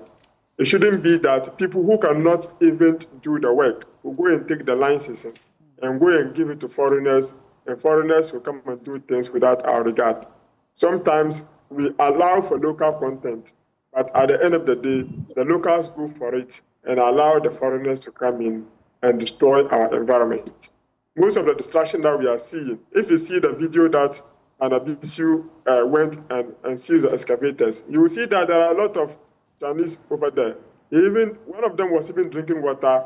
Then she decided to collect the water and say, go and drink the water that you have destroyed. And to me, these are things that we do. You see, you take the license and go and sell it at a peanut. And the environmental cost of it, so I'm tying it to the environment. The environmental cost of it is very dicey, as noted by Dr. Bedi. You realize that, yes, what is environmental accounting? If you do the environmental accounting out of it, what is going to be the quantum of benefit? So you have to weigh your marginal benefit against your marginal cost. There is something we call net present value. What is going to be the net present value at the end of the day? And especially if our people are participating in the mining, if the state is participating in the mining, what is going to be what we call the expected monetary value? Is the expected monetary value going to be positive? Is the expected monetary value going to be negative at the end of the day if you participate in destroying our environment? Obviously, if you participate in destroying your environment, the expected monetary value is going to be negative. So at the end of the day, whatever we are going to do, we are not going to have the full benefit out of it. So the regulations are supposed to be looked at holistically so that we'll be able to examine to ensure that at the end of the day, whatever benefit we are receiving as a country outweighs the negative consequences of the mining. And for me, the Gold Board serves as an institution that is going to be a regulator and at the same time a revenue mobilizer for the country, and which for me, it is the best thing that can ever happen to the country. And I also continue to entreat them that we need to ensure that the law is applied to the letter. The police, the army, and whatsoever that we may have to use to ensure that we apply the law to the letter, we do it. Now, on Hanabisu, final input on Hanabisu issue. You see, you go there and you arrest the people. You have arrested them, all right. You have taken the excavators. What prevented us from providing a 24-hour security surveillance on the place? What prevented us from doing a small, these days you can even plant a small, a small cameras over there, and you sit in your home and you regulate it. It can happen. You can just use some solar somewhere and plant the cameras around it, if it is in the bush, so that you can watch over whoever at all is picking the excavators away. Yes, but there are powerful forces involved in this particular process. If there are no powerful forces involved, both NDC and the MPP are victims of Galamsey. They are both victims of Galamsey because all of them are profiting from it and using it for their own selfish political interests. Right. There is no doubt about it. Okay. Otherwise, the very day that President Mahama was sworn into office, we will have ended Galamsey. Why is it that we still have it and excavators are missing? It means that there is a political undertone and there is a benefit that all of them are receiving as a result of it. So the earlier we both fight it together, the better we can do so. Thank you, Dr. Abeju. And Kojo, I want to get into some stories on the new publisher now. I'm going to lump, I think, 3 stories. It's all politics anyway. MPs to start speaking Ghanaian languages in Parliament. Apenyo Markin leads NPP to national prayer and thanksgiving. And Duncan Williams prayed for Ghana. He says we must travel to chill, not to hustle, as in travel abroad. Don't jackpot to go and hustle and come back. Go there and go and chill, experience whatever it is you want to go and see there and come back. But what's interesting is his call for a holistic national development plan, so that while we are resetting economy, resetting Ghana agenda, we are tying it to a more permanent, long-term development plan that successive administrations can also follow, so that that system we have where one party comes into office and the abandoned projects and programs from the other part, the erstwhile administration can stop. So, Dr. Kwame Asasanti, I want to start with you on the issue of parliamentarians to soon be allowed to speak their local languages in Parliament, on Apenyo Markin's demonstration of leadership, leading the NPP delegation to the National Day of Prayer, and quick reflections on what Duncan Williams is saying about we should travel abroad to chill and not to hustle. These are just the major stories here, so I'll end it there. Right. I'll start with the MPs and the Ghanaian languages in Parliament. It's a difficult one because we have official language, which is English language, which is used. However, if there is somebody who want to be in Parliament and he or she is out of reach of this language, official language, he can communicate in the language he understands. There's that provision in Parliament where we have to get an interpreter who will do the work and all that. If you are asking Ghanaian language to be spoken in Parliament, which of them are you going to allow it to be used as official language and all that? It's a very difficult one, and I think the linguist will tell you more about this. I believe that what we have is the official language of English language. Let's use it. But if somebody is elected and cannot speak English, there's that provision that the person can be in Parliament and have an interpreter who will support you. So we can work with that. Unless, of course, we want to extend the conversation to other areas where we want to encourage our children to speak local language. That's a different conversation altogether. Then travel to chill. In other words, to have fun and not to go and then see greener pastures. A good call. But if we don't work at it, we will not achieve anything. The first question is, why would people want to leave their comfort zone and go to a place where conditions are very difficult? It's it's not their homeland and the rest of them. Certain push factors, push them out. Those are the things we need to address. Issue of unemployment. We look at the party's manifestos since 1992. They all talk about this. How far have we addressed this problem? The problem continued to linger in this society and create all manner of problems for us. And politicians, all that they do is pay lip service to it. We are not interested in working at the figures, reducing them. And all the time, we just, handle it in a way that we can get some figures, throw them out and all that. but the real issue continue to exist. Anytime I go to my class, level 100 at UJ campus, they are over 1,400, divided into groups of 4 and all that. But even that 4, I ask myself, when these people finish school, where are they going to work? You have city campus about 300 or so. You have distance about 600 or so. You are talking about over 2,000 students, political science level 100, both city, main campus, and distance. Where are they going to work? So work, employment must be critical. We must create jobs. And so it requires that we think outside the box, create jobs, and it will be able to attract people to stay home. Then we should have policies that those who want to even go out, the state have spent a lot of resources in them. How do we get them back? How do we can even export people, and then the state generate revenue, as if we are bereft of ideas. And that, for me, that is where the challenge is. So yes, we can make the call, but if the things that push them out of this country, if we don't address them, I'm afraid the call will be just an empty call. Doc, isn't it why government must focus on helping the private sector to increase the jobs that are being created? Because government alone cannot employ all of these people, but the private sector can. Not so. Yes, you have said it right. But what is preventing the government to support the private sector? These are the hard questions that government must answer. And you and I also. Then, of course, we must also help people to develop entrepreneurial skills.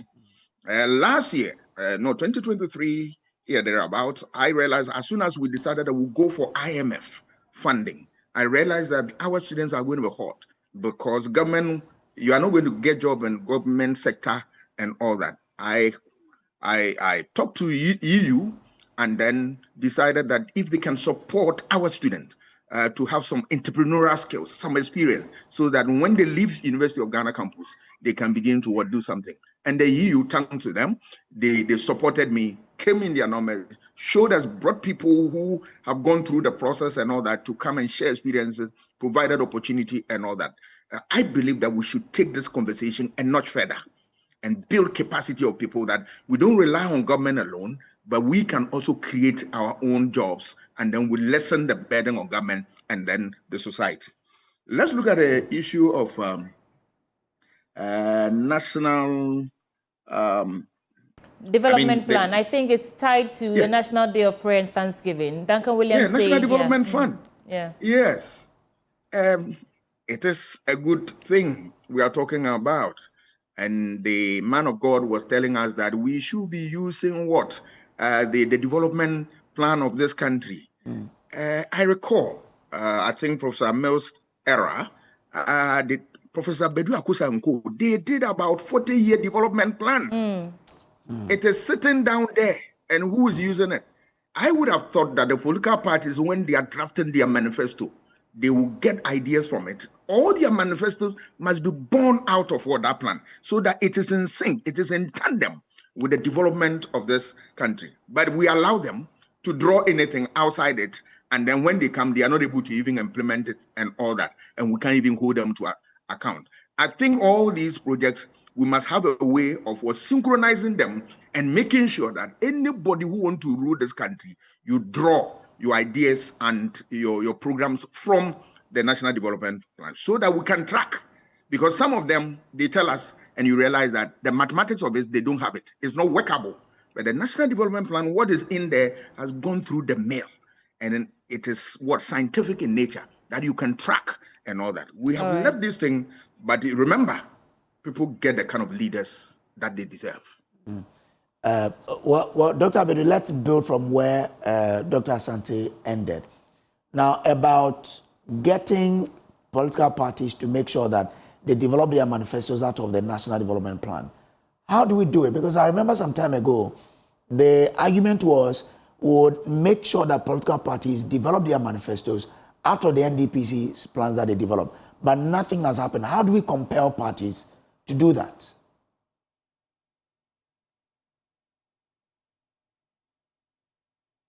I think you're muted, Doc. So I said intentionality, intentionality, intentionality.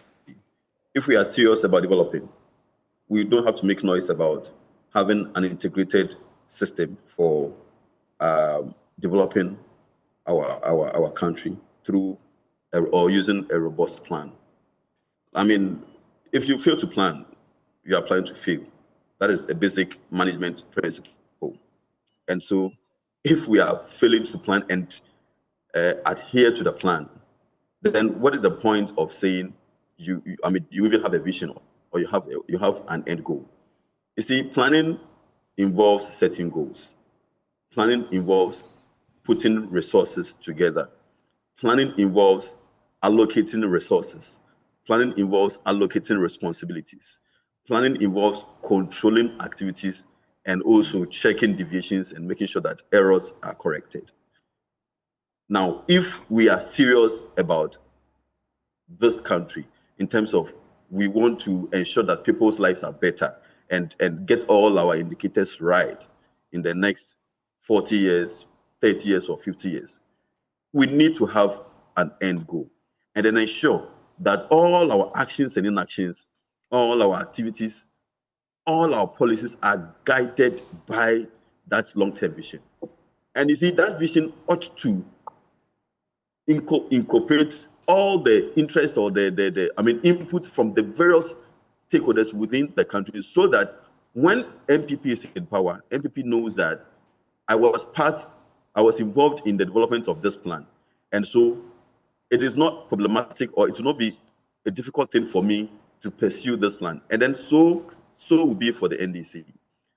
But then the problem in this country is... Sorry for cutting you, but I mean, the point about making sure that all the parties are guided by a national development plan, we've had those kind of discussions over the years, yet nothing seems to change. And I'm asking, what can we do to compel these political parties to say, once we spend resources in developing the national development plans, you can't have any option than to develop your manifestos to be in tandem with those plans? Yeah, see, it's all about leadership. Because even if you entreat the political party to, let's say, sign on a certain agreement or pact to say that if you come to power, you must follow this plan, and then the party comes to power and does not follow the plan. The question is, in terms of our laws, what can we do to such a political party or such a government? Are you going to impeach the government?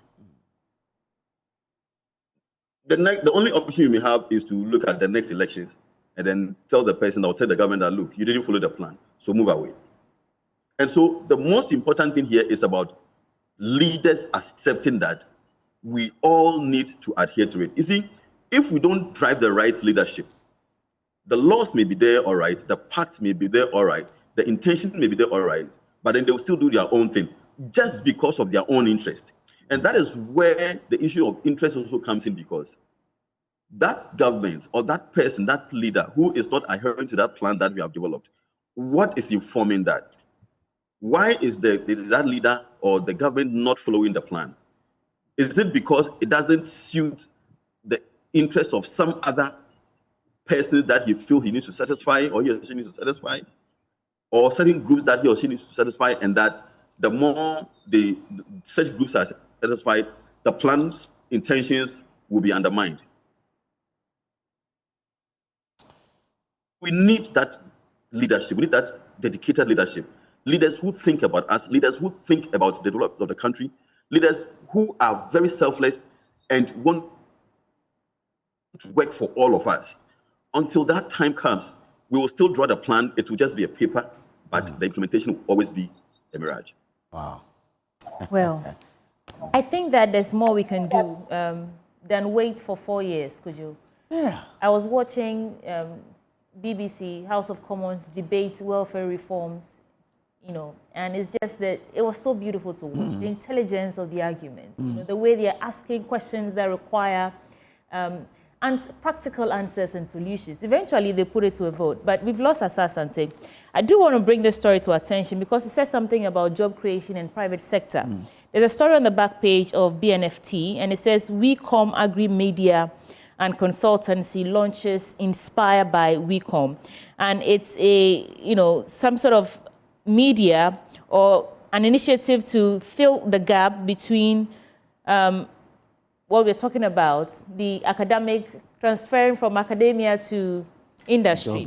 So they are saying that they are collaborating with New Age Agri Solutions and FVV Foods and some other to develop Inspire by WeCom, a curated experiential agriculture learning platform that provides participants with real-world look into the modern agricultural value chain from farm to factory, which means agriculture doesn't seem so far away from you. You can see for yourself exactly what's happening so that we can begin to build interest for young people to also take up agri. We all agree that agriculture is the backbone of the economy. So I think this is worthy of commendation. And just a little quote here, it says, our aim as an organization specializing in agri-communication and consultancy is to help bridge the gap between agriculture and its stakeholders, like I was saying. And let me add one more story, and then I'll come to you for your quick reflections. They're saying GMA stakeholders unite against harassment at sea. But I want to also add the story of COVID-19, the resurgence. Gentlemen, when you are giving us your take, please add that, whether or not you are convinced that we shouldn't be panicking at this point. Government to unlock 6 billion Ghana cedis in concessional loans for MSMs, medium and small enterprises. So that's the stories on the BNFT this morning. Let me start with you, Dr. Mohammed. It's been a while I heard from you. Have you had your take on these stories yet? The stories from Kojo's paper? You know, you have forgotten about me. So. My bad. Please go ahead. Yeah. Okay, so on the National Development Plan, I think that we really need to have a holistic plan. I still argue that the plan is necessary. The problem is that we need to go back and review all the plans that we have had. What has been the success stories of some of the plans, and what has been the failures of some of the plans? What must we do so that we can bring in a holistic plan that will be acceptable by all the political parties? You see, sometimes the one party feels that one party is just sitting down and drawing the plan and wanting all of us to utilize it as a national development plan. Are we having a consensus plan? Is it that the people from MPP, NDC, civil society organizations that come together to draw the plan, in as much as we want the National Development Planning Commission to coordinate, this is a plan that is going to be implemented by everybody. So you need to bring everybody on board and allow all of us to draw and see that these are the gaps in the country. And this is how we are trying to close the gap so that at the end of the day, we can have a holistic development. The development must emanate from the people. You cannot be, development is in different ways. It's not just only infrastructure development, even cultural development is a development.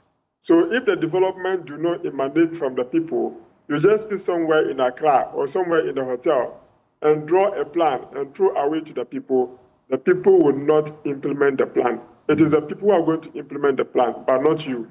So let's allow the development to come from the people. Let the people participate in the drawing up of the plan they want to achieve in the next 20 years, in the next 30 years. Let them draw the plan. You know, in the next 30 years, what we may be needing in the next 30 years may not be what we are needing today. So let's try to design a plan that will be sustainable, that will cover the needs of today and cover the needs of the future generation. These are the things that we need to do. And secondly, on parliamentarians speaking on local languages in parliament, I was just having an argument with somebody the last time. You see, an MP got up to read, and the reading was even so difficult for the person to do. So what that means is that in as much as he may not be so fluent in the English language, that doesn't mean that the brain doesn't work. The brain works in different ways. Allow the person to express himself or herself in the local dialect. Like my former lecturer said, get an interpreter to give an overview of what the person has said. If you go to the law court and the person cannot speak English, there is an interpreter for the person. So it should not inhibit anybody from taking up a responsibility in parliament because the person does not have that language. The language barrier is there. It shouldn't be so. It should be that the person understands his locals and he wants to represent them in parliament. And if the opportunity is given, that person can actually contribute significantly to national development. Now, on the issue of, what do you call it, entrepreneurship. Entrepreneurship is very important. You cannot go without it. And agri-based entrepreneurship is becoming one of the key things. You go to the supermarket, you see that there is a well-packaged cabbage, a well-packaged, what do you call it? Product? Yeah, carrots, all those kind of things, onions, etc. Look, it will surprise you if you go to the mall and you buy a cabbage or you buy a green pepper or whatever it is. It sometimes even keep a long time than going to the market where it is exposed to the atmosphere and you buy it and you bring it. You put it in your fridge and you start drying. But anything you buy from the malls and other places is time tested and it is properly, prepared. So if you have a particular chain of agribusiness where from the farm produce straight to the market or straight to the shops and other things, people will buy. There is a lot of food insecurity in this country. You go to an area, there is not even a single mini mall that all these things are being sold because now we are increasingly becoming, a lower middle income country and people want to eat healthy food. So if we have all of these things and we have some of the shops being open in good environment, good areas, I don't have to drive far away to go and see a mall to buy anything. All right. Within my neighborhood, I can easily have access to them. And finally, on concessionary financing that we spoke about, loans are good, but they must be put into proper use. Okay. We cannot continue to go in for the loans and we don't utilize them properly. If we don't do so, at the end of the day, we are just going to be an exercise of fidelity. At the end of the day, nothing comes out of it. So let's utilize our resources efficiently. Okay. That's our time, but we can get final words from Dr. Abedu. Thank you, Suti. I just wanted to comment on the admonishment from the pastor regarding we should chill abroad. Yeah. Right? Yeah. Quite interesting to hear that. The only problem I have is it's coming from a very renowned pastor like himself. And so, you know, the perceptions that Ghanaians have about religious leaders, some religious leaders, and the way some of them live extravagant life. So I wished it came from a different person, but I mean, beyond that, it's fine. But the more important issue is that, look, Ghanaians, we have a very bad culture when it comes to leisure spending. And that is the inputs I want to take from this. So I just want to use this opportunity to encourage Ghanaians that it's not just about traveling abroad to go and chill, but let's find time. Let's try to make good, proper leisure spending as part of our routine or daily planning. It's important for our health. It's important for our growth. But the twist of it is that you can chill within the country. Remember, the more you go out there to chill, to take pictures, you know, sending across and all that, you are indirectly promoting foreign tourism. Okay, so let's chill within. Thank you so much. Yeah. Whilst we are encouraging keep the ourselves money in the country. All right, thank you. Kojo, that's our time. Exactly. There are beautiful spots in the country where you can really have good time to chill. I mean, look, the Volta region has some beautiful places that you wouldn't even, imagine. So let's chill within the country. All right. Those who joined us for the conversation, Dr. Kwame Asante is a political scientist and the head for the Center for European Studies at the University of Ghana. Dr. Jabri Mohammed is also a senior lecturer at University of Ghana Business School. And Dr. Pa Kwesi Ediaful Abedu is a development analyst, and they join us to review the newspapers. And that's it for the newspaper review segment. Coming up next, we get into our big stories. Please stay.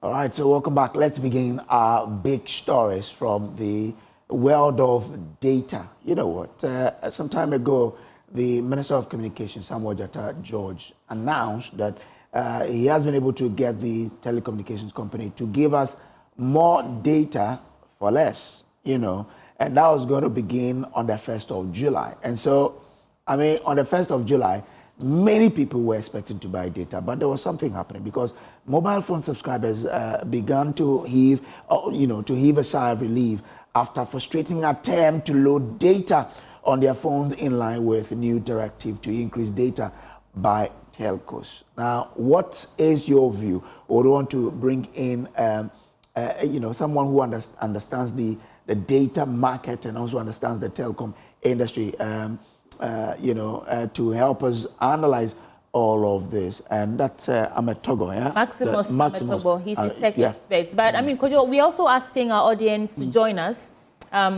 We may open the phone lines during the conversation, but across all social media platforms, we are Joy News on TV. What's your experience now? And are you enjoying the new regime of data increase? How much did you pay? How much did you get? And how frustrating was it for you yesterday? Okay. Maximus, welcome to the AM show. Thank you very much. Okay. Kojo, go ahead.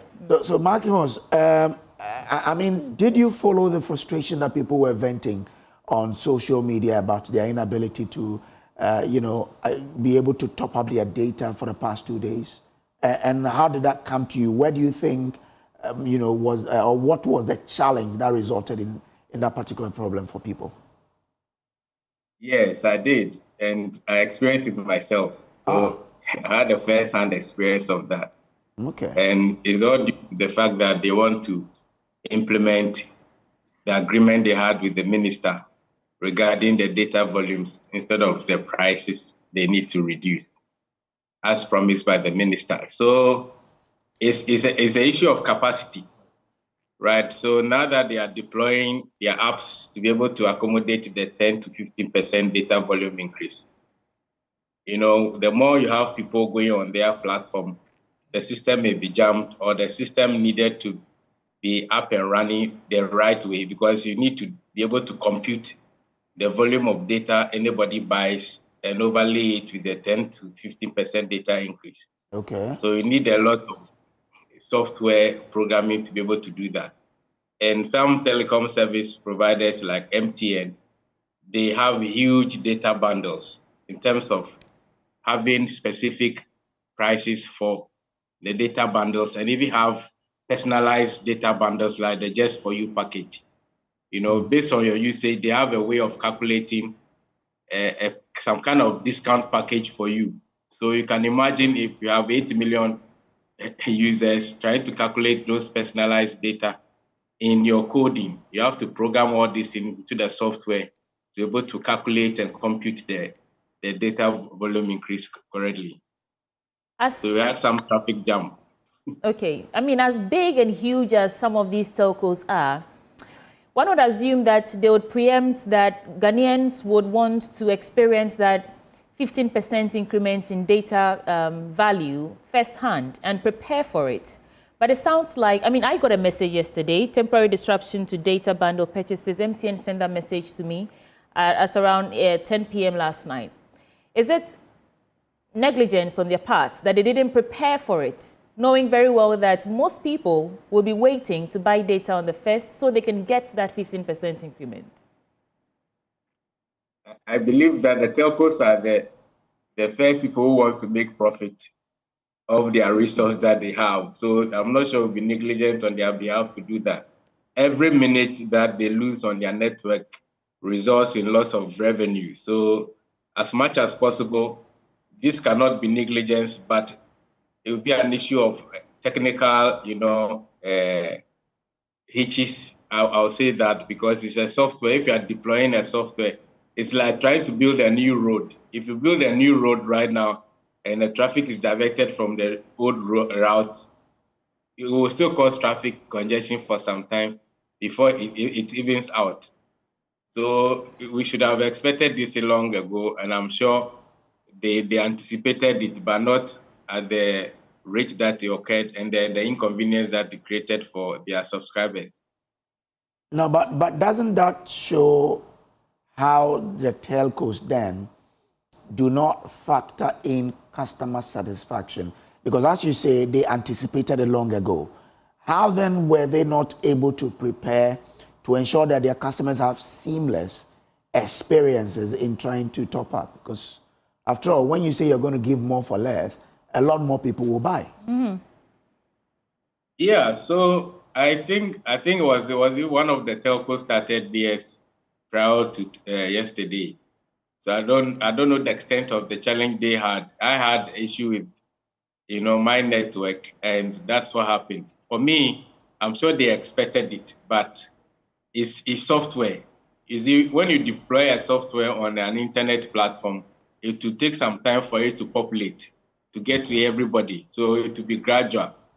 And even though the 1st July was what was mentioned, capacity is an issue. Okay. If you have like 1 million people trying to access a platform at the same time, and you don't have enough capacity to accommodate that, the system will either crash or they will not have access to it. Sometimes when you are trying to do mobile money, sometimes when the system gets jammed, it doesn't, when you enter the shortcut, it doesn't return the menu for you to continue because there are a lot more concurrent users at that time. But it doesn't mean the telcos don't care about that. They need the money because they have already invested money into their resource. So they need the money at even microseconds that a subscriber is on it. They need to make their money back. So I'm sure it's a technical glitch.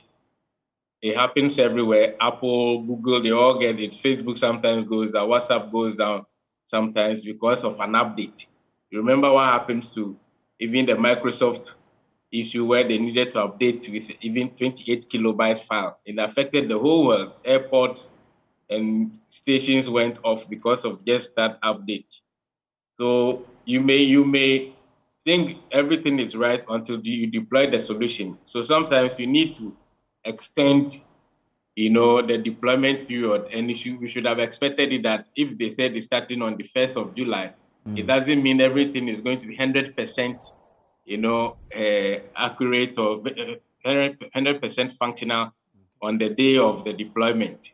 So for me, what I did was, because it was a short code, a particular short code had the issue, so I had to use a different short code that offers a data solution. So I even spoke to a couple of friends who did the same thing, and they had their data running until the systems were restored on the primary shortcode. Okay. Well, you are the tech expert, so you have such advantages. But I mean, what I'm hearing you say now is that it's an issue of capacity.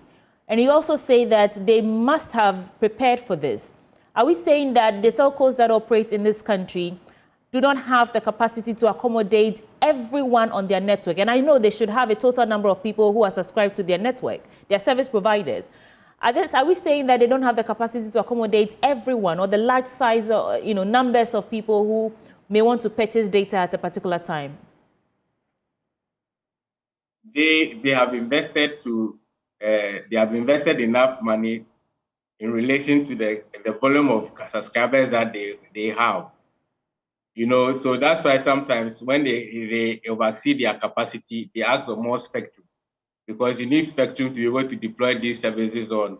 So you could hear the minister saying they were giving spectrum to some of the telcos to be able to deliver their services on the spectrum. So spectrum is finite, is regulated. So you need that to be able to deploy your solutions to millions of people. And you are running voice, data, and a whole lot of solutions through the same pipeline to simplify it. So I'm not sure they are just investing without knowing the capacity of their network. That's why sometimes when you buy a SIM card, you don't use it for a number of times, they deactivate it. So it's a way of decongesting the system so they can be able to sustain the capacity that they have. The more they have, the better. If you have a pipeline that is bigger, that can accommodate maybe 40% or 60% of your subscribers, it's better than having the capacity that can take 90%, because it means that the service quality will be reducing with more subscribers that you have. So the more they have, maybe government needs to make some capacity available for them to deploy their services on it. But I mean, some people also do say there wasn't just on the 1st of July, but 2 days prior, they were having some of these challenges. Well, what could have been the causative factor? So it's possible they were testing their system or their software or their platform with the software they've designed to accommodate the calculation. So it's possible that could happen. So one person was suggesting something. Could it have been that in the rolling out of such a policy or such an initiative, they could have staggered? For example, you know the numbers you have, so you choose a certain number of, a group of numbers that could start, enjoying the initiative, so that the system will not be overwhelmed by the number of people who are trying to, get access to that service. Could it have been so? Of course, that would have been easier to stagger it, of course, churn it out in bits. I don't know the full infrastructure design of the telcos, but when you are deploying in bits, sometimes you want to test the one that has huge volume first before you get to the smaller subscribers. So you can also measure the capacity or bandwidth you need to deploy the thing full scale. So it would have been easier for them to do it like that, stagger it. I don't know the arrangement that they had with the regulator in terms of the deployment strategy. But how was that going to be done? Because MTN has several millions of subscribers. So how are they going to determine that maybe the first few weeks will be for the first million customers? How are they going to decide that? And how would I have known that my number is part of the people, the numbers who could access the service within this period? So most of these, the cell sites are in various regions, and they can start deploying per region. So they can say, okay, let's start with Upper East and come to Ashanti region. They will come to Greater Accra, do Central region. So it all depends on how their system is already configured. If their system is not already configured to be able to deploy on regional basis, it will be difficult to do that. And sometimes it also means that the investment you make in the deployment will be higher when you want to do it in chunks or in bits. So they wanted to do it the way their system is designed, and that's what caused it. And like I said, it's a technical system. So any fault can result anytime.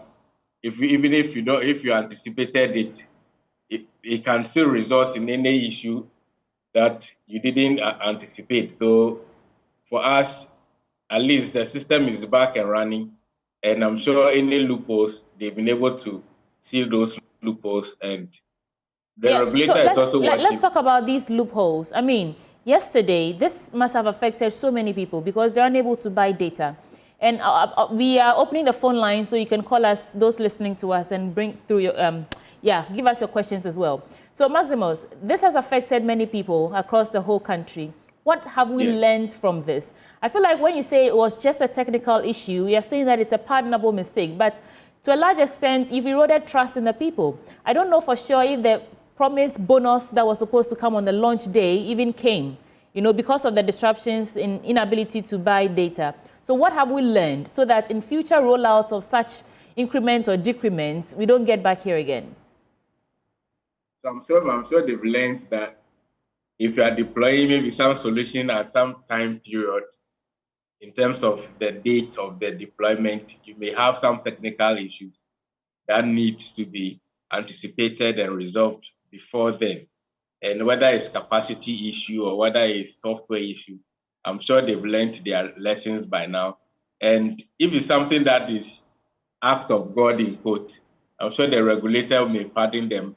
If it is not, there will be punitive measures, as the minister has said, because they are also monitoring the quality of service that they are delivering to the subscribers. If you go beyond a certain time band without the regulator knowing what is actually happening, if it's not your problem, if it's a technical issue, they may pardon you.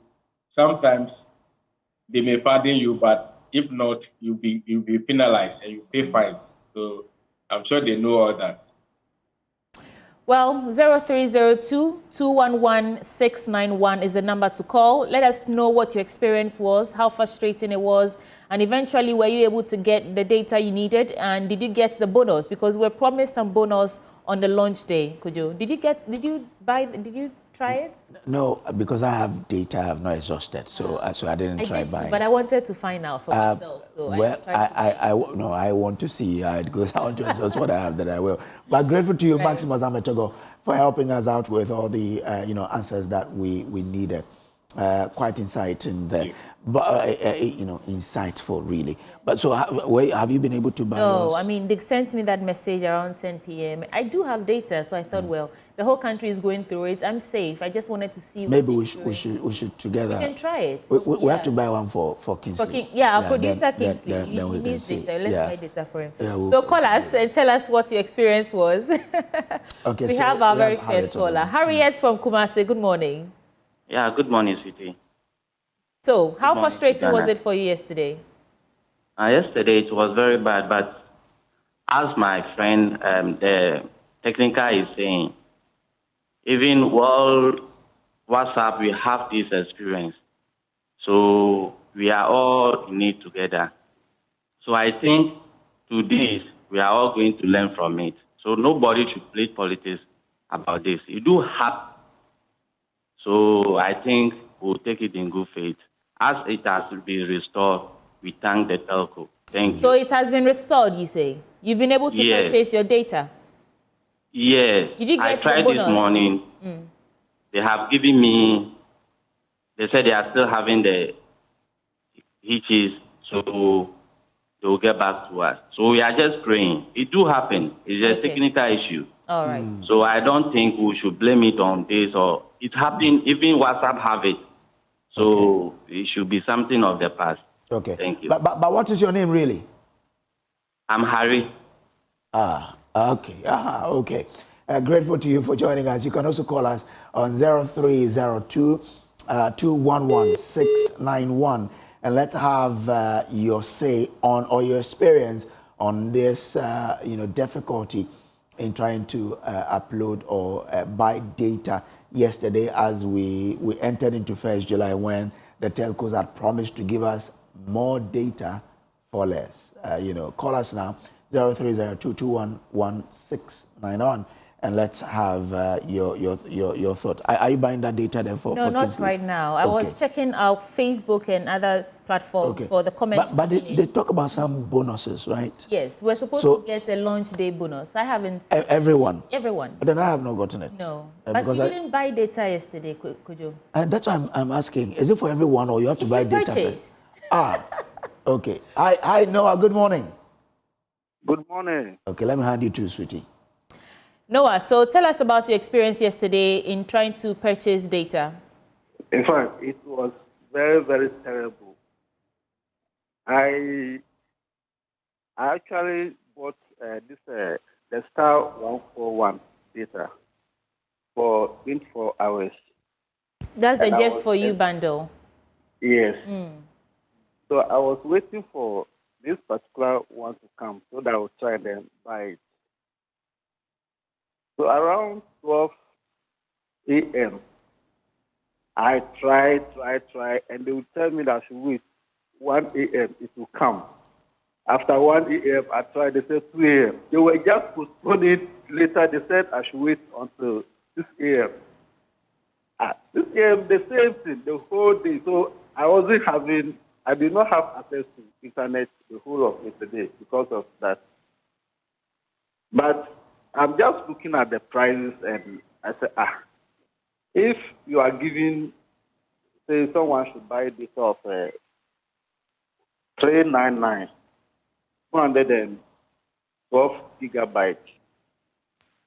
How many people in Ghana can actually afford that? Well, but there are other options, Noah. You don't necessarily have to buy the 399. It's just too much. Well, the higher you buy, the higher the benefit. Well, Noah, thank you for sharing your thoughts with us. Anyway, Let's bring in Hamza, who's joining us from Ashaiman. Yes, good morning, Kojo, and good morning, Sisi. Good morning, Hamza. It's good to hear from you. What's up? I'm a vendor myself, and I think yes, true. Yesterday we were trying with the mashup and the Star 13 hash, and it was problematic. But in the evening, the MTN issued community apologizing to customers. So I think we should let this rest. Yeah, they issued community apologizing that because of the increment in the value implementation. They explain why it was like that. So I think we should leave it to rest. Yes, yesterday people came, and then when I tried to, I'm a vendor. When I tried to do the transfer for them or do the mashup and the start 13.8, there were issues truly. But in the evening, somewhere around 5 6, they issue community apologizing to customers and stuff. So I think they explain why. Okay. And until then, I think the people came here, they were like, oh, the morning, we were not, but by now we are able. So I think we should leave it to rest. Thank you. Okay. That's Hamza's point of view there. We're grateful to you for joining us. Let's travel from here to the coast, to Takrady, and bring in Isaac. Isaac, how are you doing, sir? Good morning. Good morning. Good morning, sir. My name is Isaac from Takrady. Yesterday, my children came home. I have 5 children. So I was expecting them at least to check on their homework. When I opened their books, I realized a lot of homework were given to them. So I decided to visit the internet. Hey! When I visited, it is not coming. If I try loading some data to the same thing, but Takrady, we have some movement, we say Orekodo. I'm saying, how can I be stuck where people will be calling me Orekodo? Meanwhile, I'm not moving. So yesterday it was so bad. So 12, I wake up, I check, it was the same. This 3 a.m., and I realized that my data had been restored. Then quickly I have to they call my children up and they begin to do the homework. So yesterday it was so terrible. Please talk to them, let them do something about it. Thank you very much. Aze, obey. I wanted to find out from him why he's using the internet to help his kids homework. Oh, but sometimes the assignment will be bigger than you, the parent. So. It's okay. It's the 4th industrial revolution. Everybody's using AI anyway. So yeah, that's it. And 0302, I think we have time for a couple more callers. 211691. The number is on your screen. But could you want us to take a moment and reflect on what's happening in Togo? It appears, I mean, it's too close to us for us to ignore that this is happening. And it keeps coming back to the issue of leadership in West Africa or in Africa at large. I think there's a new wave of democracy or a new awakening among the people. And if the leaders who refuse to see it for what it is and still think they can take the people for granted, you have your names etched on that bullet, you know? We'll come back to this, but let's go to Yeji and bring in our next caller. Joseph, good morning. You're live on the AM My name show. is Joseph calling from AG. Hi, Joseph. I think yesterday the network was so poor and bad. I bought something from the internet and I bought it through Alibaba and I was trying to track it. But I couldn't do it. Oh. And it was very poor, but me, I don't have a problem with whatever that is going on. And one thing I want to complain about is the SIM cards, how they sell it in AG here. It's very, very expensive. Okay. How much do they sell it there? SIM card in AG, maybe you've lost your SIM card, you want to replace it in AG. You get to some of their vendors, they'll tell you it's everything. Some say will even replace it for you at a fee of 150. So they should check that one for us in AG here. It's a big problem for us. Okay. Their SIM card selling the replacement. So there you have it. One SIM real cards. impact story. Thank you, Joseph. But you see, on the same service by Telcos, look, in some areas, their services are so terrible. If you take the whole of, I will use a Hunter because that's where I've experienced it more. The network in Hunter is terrible. I don't want to. We've sent complaints to them and they know, but they've not been responding. You will be in Agunan Quanta itself and you cannot even make a WhatsApp call. Yeah. Trying to even get your WhatsApp loaded is a challenge. Agunan Quanta is the capital of Ahanta West. Yet the service there is terrible. Maybe I have to mention so that when they are watching, they can attend to us. MTN, your service in Ahanta West is terrible, and something has to change. You need to make sure that the service reception in Ahanta West is better. Because if I live in Agran Kwanta, which is the capital, and I'm not getting a better service, how much more if I live in Cape 3 Point? Well. Or I am in, say, Princess, or I'm in Ejambra. The network in Ahanta West has to be looked at. I'm sure they will listen to you. I've sent tests to some of their managers in the Western region, and those I know, no response whatsoever. And it's not, say, like 4 months. It's been years of very bad service in some parts of Ahanta West. And it's not good.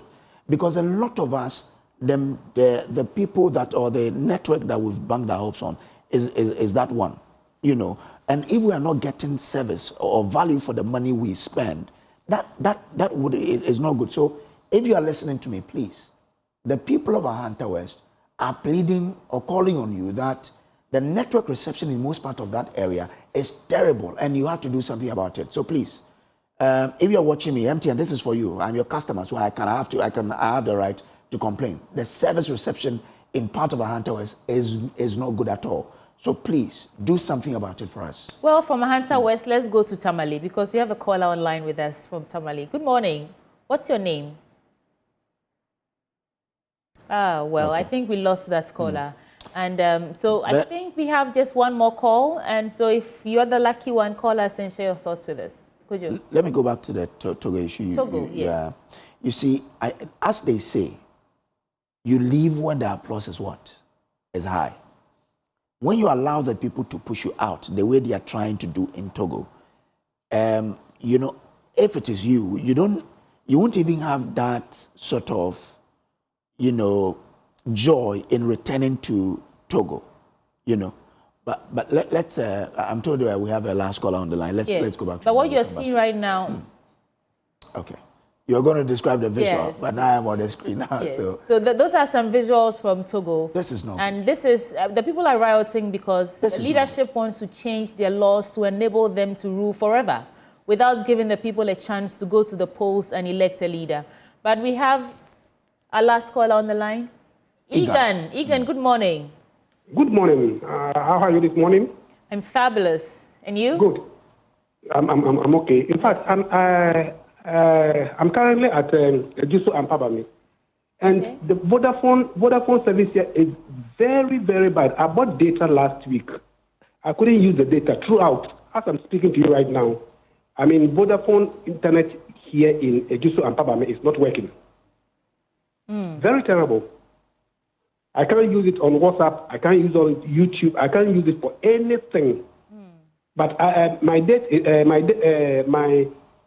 schedule is limited. Almost, I mean, the time given is past.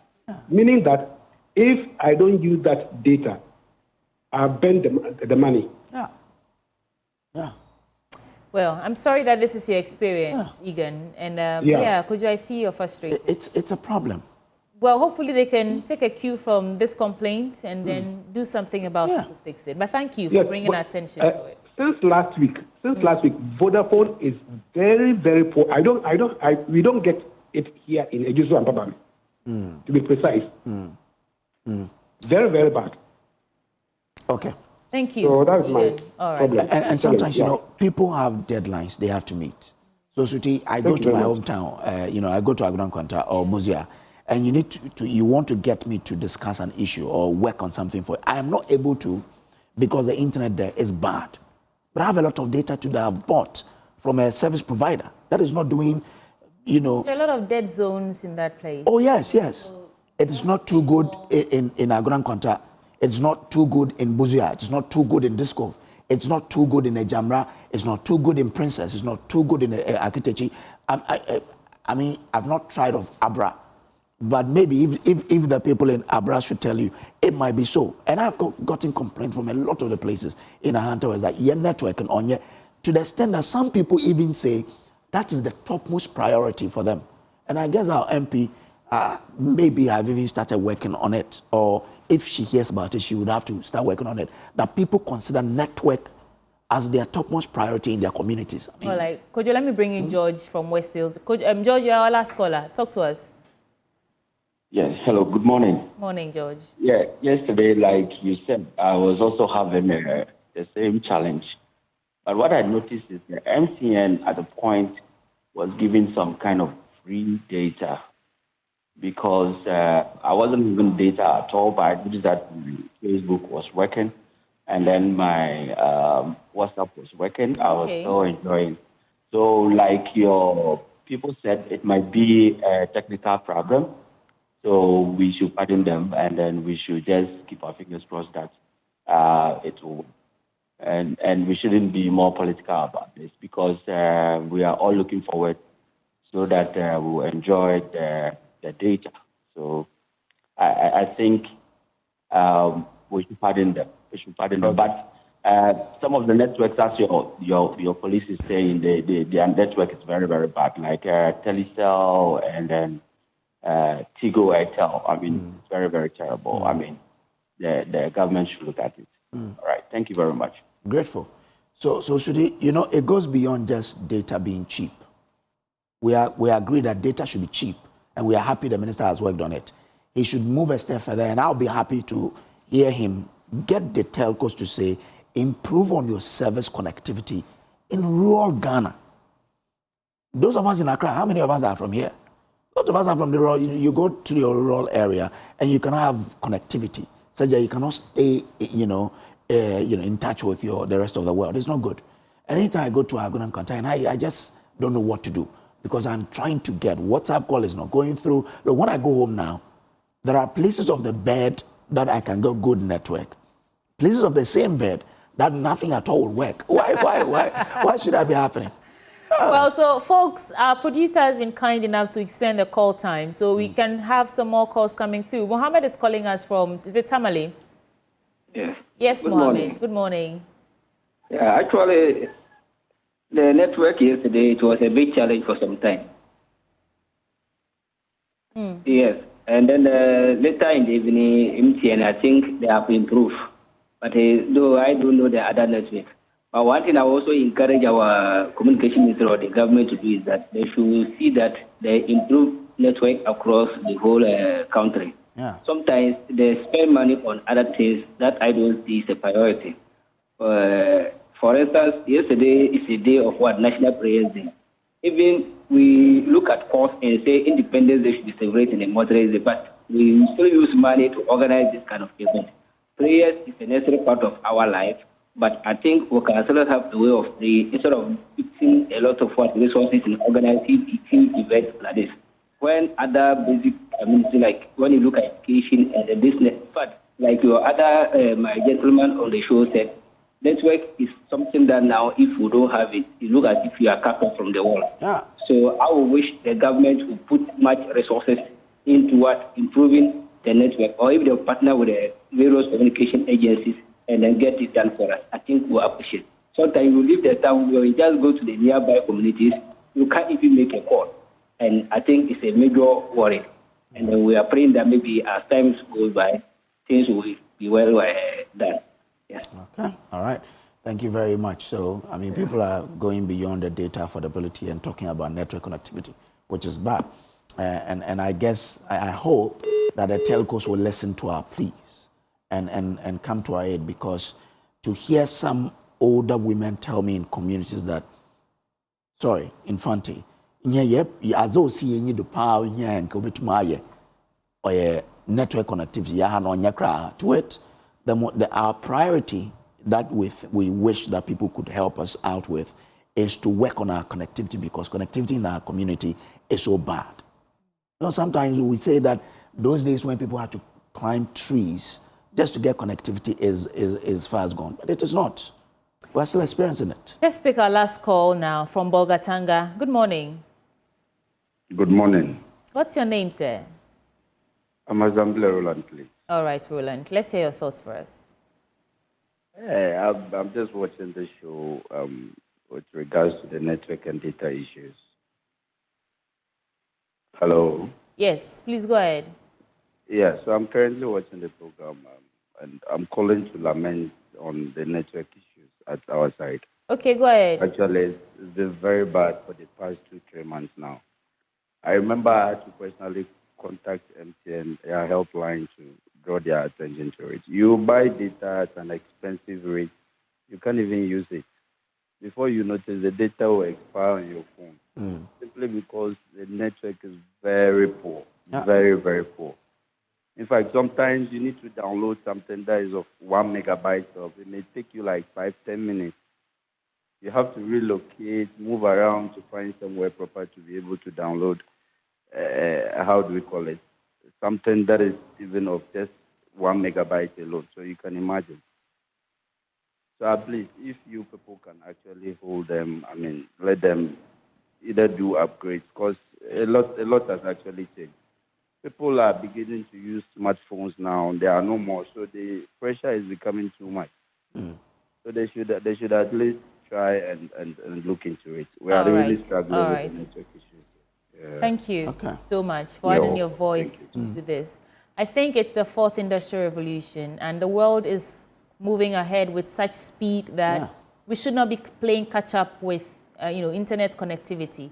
It doesn't look good for us. As Ghana, as Africa, people are going to space, and we are here. We can't get internet connection in our rural areas. That's terrible. It's a terrible look on us. But I think, sorry, but I should even chip in this. It's not even just the rural area. Where I live, I don't want to mention the name, but the connectivity there is so terrible too, even in the capital Accra. So the telco should work on that. As you want us to pay more for data, I mean, I'll gladly pay for data that, why we are buying, I don't want to mention the name, but the recent one that Elon Musk is, a lot of people are buying it because it's fast, convenient. It's just a click, it opens.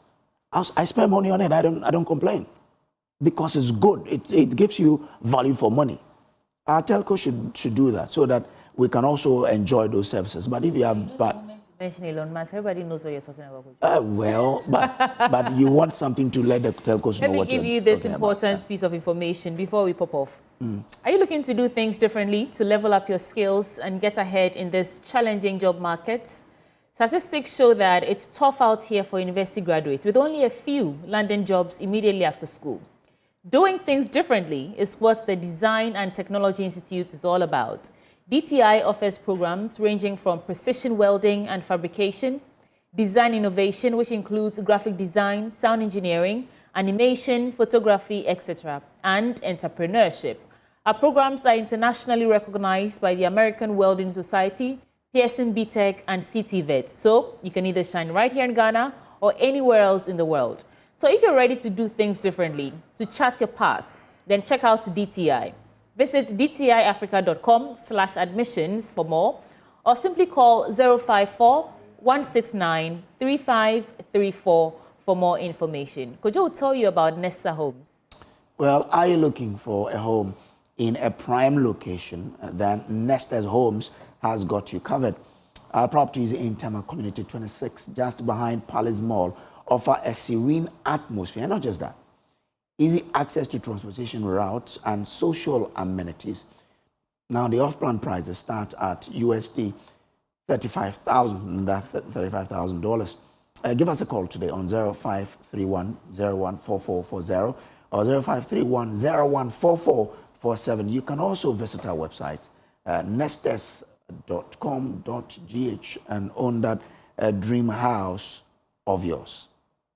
Let's take a quick break. When we return, more action in our big story segment on the AM show. We're talking about question one application with the other, what's happening on the suspension of the Chief Justice in an unprecedented move in this country. All that's coming up next.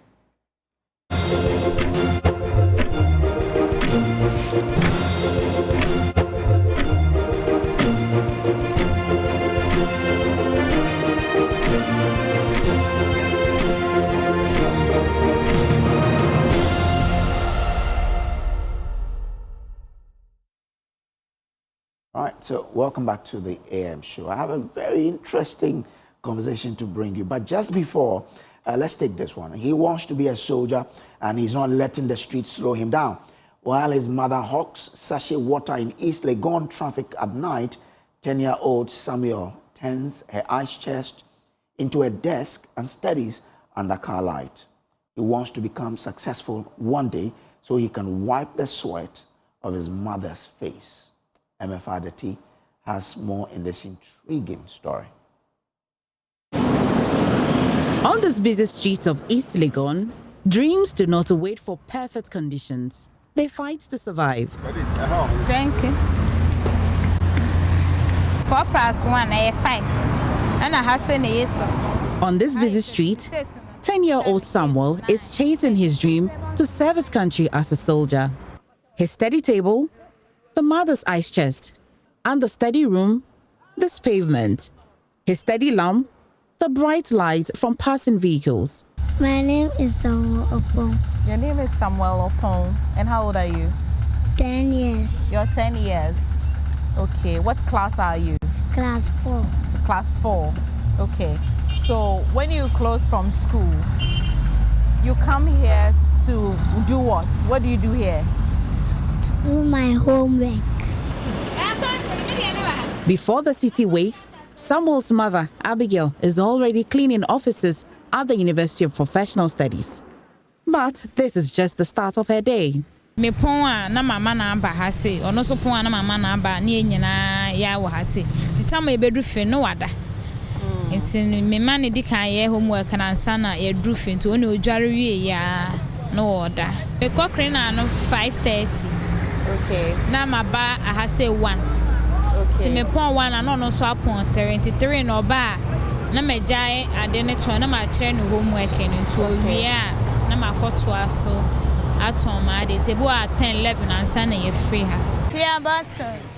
By midday through to evening, the uniform changes.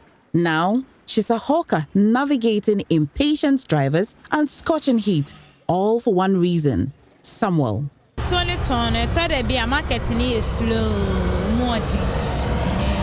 I'm a ton catable account by Mamma wake up fine and I'm a jai and no ton and me ton drinks by me afraid you or home. So let me pay scanner, maybe I for drinks nibi. Na my head, me ankasa me drinks any means. Na bear a day, auto and the Awunya Scabe say, will you be a female for so bear? Okay, Pachebu on ma, may ye free boa 50 cities, a boa 40 cities, Patchine. For Samuel, education is everything. After school, he joins his mother on the street. But his books are never far from his hands. That gives him joy. His dream? Becoming a military officer. What do you want to become? Soldier. What? Soldier. A soldier? Yeah, Tarena Kraman. What a soldier, Tarena? That should be obey a soldier, no? Me pacho. I no size when I'm motor too. Okay, yeah. Last year, December, near market near Toho home. And then the size when I'm motor. A mother's sacrifice, a son's determination. Abigail dreams of owning a beauty shop one day, but right now, every step she takes is to help Samuel march towards his future. Me de buta woman is me se menya me shop no na me bie na metna fa ko na ma hwe ma ye mejuma se ne nsa na adwuma ne de emfiri ne nsa no se ne meye ne kakra. On these streets, hope is not a luxury. It's survival. Just like Samuel and Abigail, many hawkers and their children dream beyond the traffic and beyond the struggles. And with every page Samuel turns, he moves closer to making his dream a reality.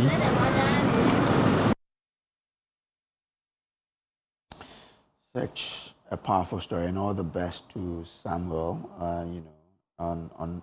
in his journey, and I hope that God will push him to achieve that goal for his life.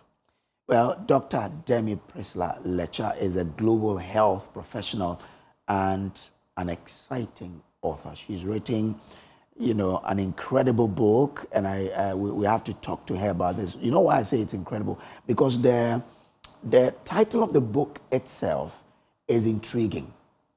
What do you make about the 28th February House? If you hear that title, what will come to your head or your mind? The 28th February House. Well, let's have a chat with her on this book and really understand what this is. Doc, thanks for coming. Good morning, Kojo. Thank you for having me. I mean, I'm intrigued by the title, the 28th February House. What is it? What is the inspiration behind that? Well, I was inspired because I've always wanted to tell creative stories, right? It's been a passion of mine. I'm a trained researcher, but writing and telling stories through novels has always been a side passion. I've sat on this story for about 15 years. Whoa. Yes, and I actually began writing in during the COVID pandemic. You know, everything was shut down, so people were forced to stay home, and I had some time. But it took 5 years to get the story going. But I've always been inspired by history and how we may not always know the full story because, one, we were not there, and we only have what is written in our history books that we studied. If you're, for instance, not a historian who has then, you know, academically rendered yourself to studying history, you may not know as many details of it. So the 28th February House is loosely based on the events that happened in Ghana on February 28, 1948, which through social studies or through history, we know that that was when the 3 ex-servicemen were shot, yes, by Colin Imrie, who was the British colonial officer. They had come back from World War II, and they were protesting or marching to give a petition at the Castle Osu for their benefits that had been promised them before they went for the war. So that history has always been interesting. We all do know about it, but I wanted to tell it through fiction. But this novel, I mean, weaves what we describe as personal grief with colonial history, as you said, and romance. Because as I read, I mean, some 2 people are falling in love here, right? Yes. But I mean, how are you able to balance fact and fiction in putting together this beautiful book?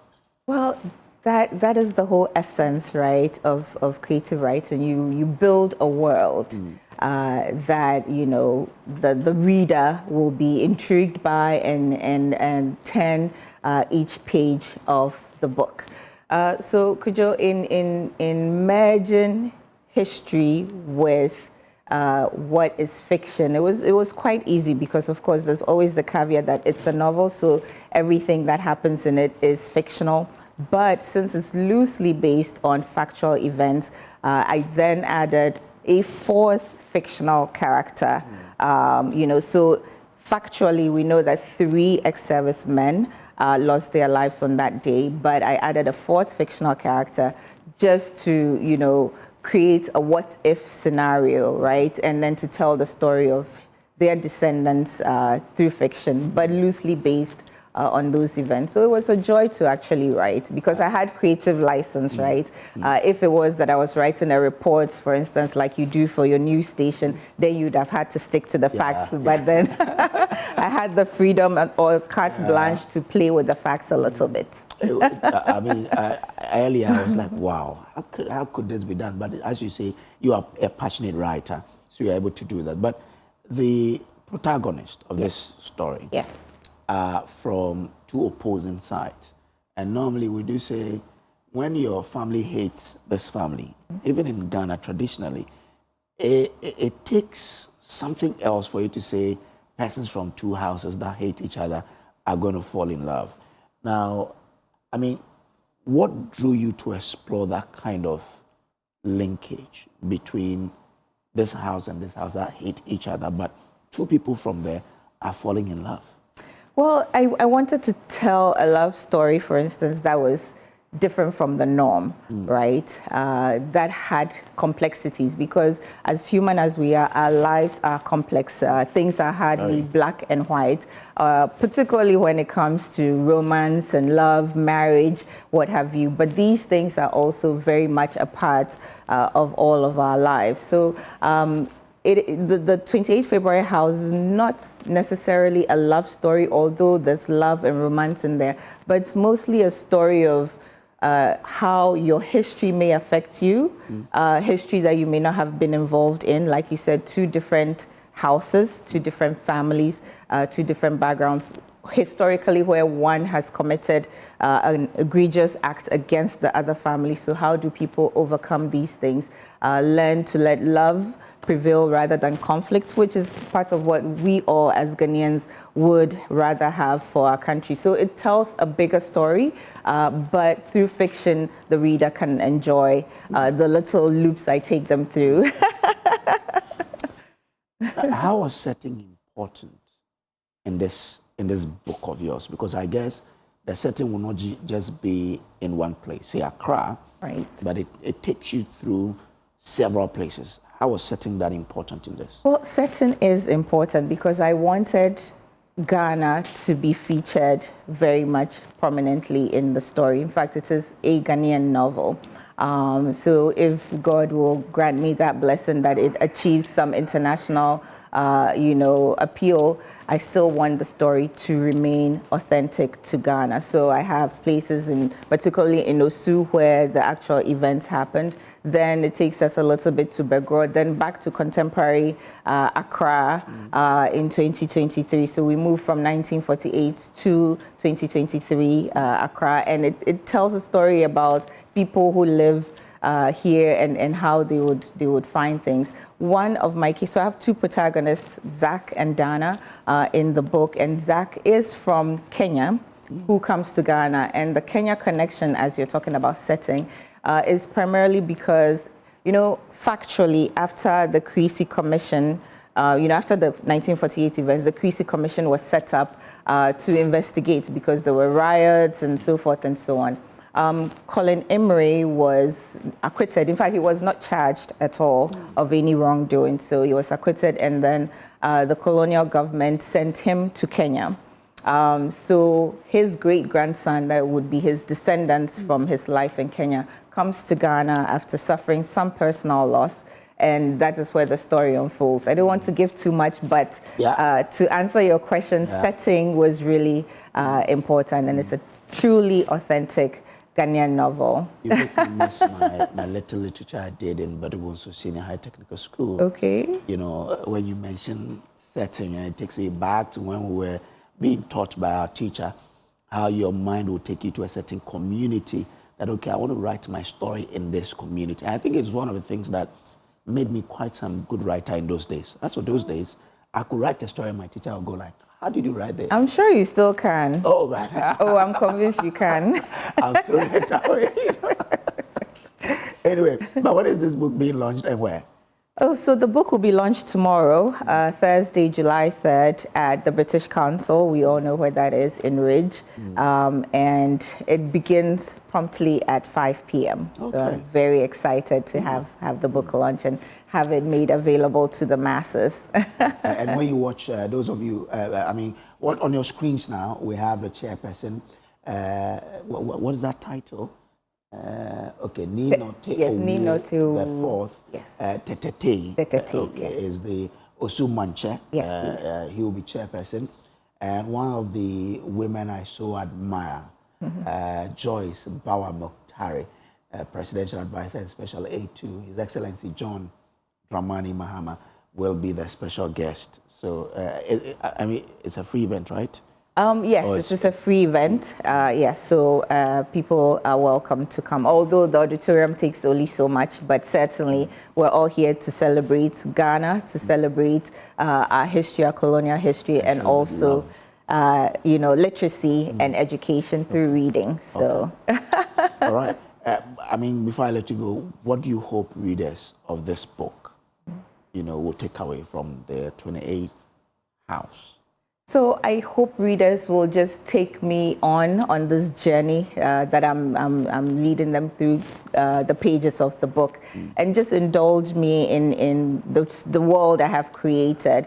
So they should if you're a historian, puts all those facts to the side a bit and enjoy the story, enjoy the tale, and then I hope that they learn that through reading, through enjoyable reading. It's not every day that we're reading reports, reading newspapers and so forth, but also putting your phone aside and actually picking up a book to read is an enjoyable activity, and you actually do learn a lot from it. So really promoting literacy is important to me, particularly for our young adolescents between 10 and 19. It's really important.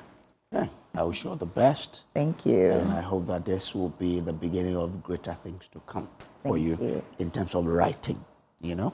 That's Demi, Dr. Demi Lecha. She's a global health professional and a very exciting author. Let's meet her tomorrow at 5 p.m. at the British Council so that we can together join her in the launch of her book, The 28th February House. You know, a very beautifully written book. Thank you very much. All the best, yeah?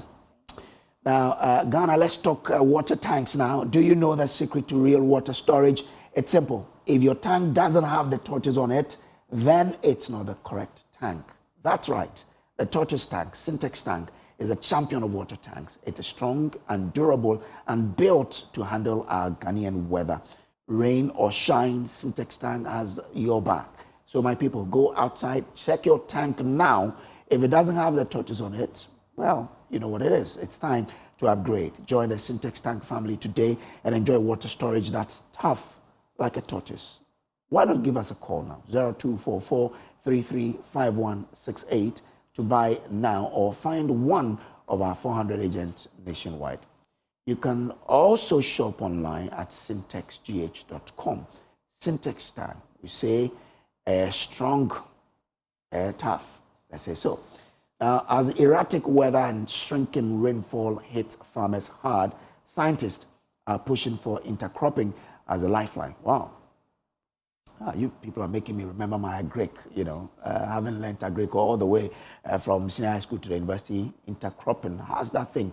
Now, that practice, which involves mixing cereal crops with nitrogen-fixing plants like pigeon pea, boosts soil health, improves yields, and shields farms from climate shocks. It's a climate-smart solution in the face of worsening food insecurity. Emmanuel Bright Kweku has more in today's episode of Climate Focus. In the last farming season, Ghana witnessed yet another unprecedented long dry spell, destroying nearly 1 million acres of land. Thousands of farmers in 8 regions of the country lost their source of livelihood as they watched their hard labor bear no fruit.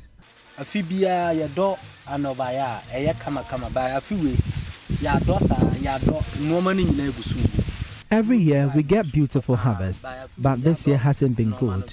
It rains heavily during June, July, but not this year. The plants have failed to grow.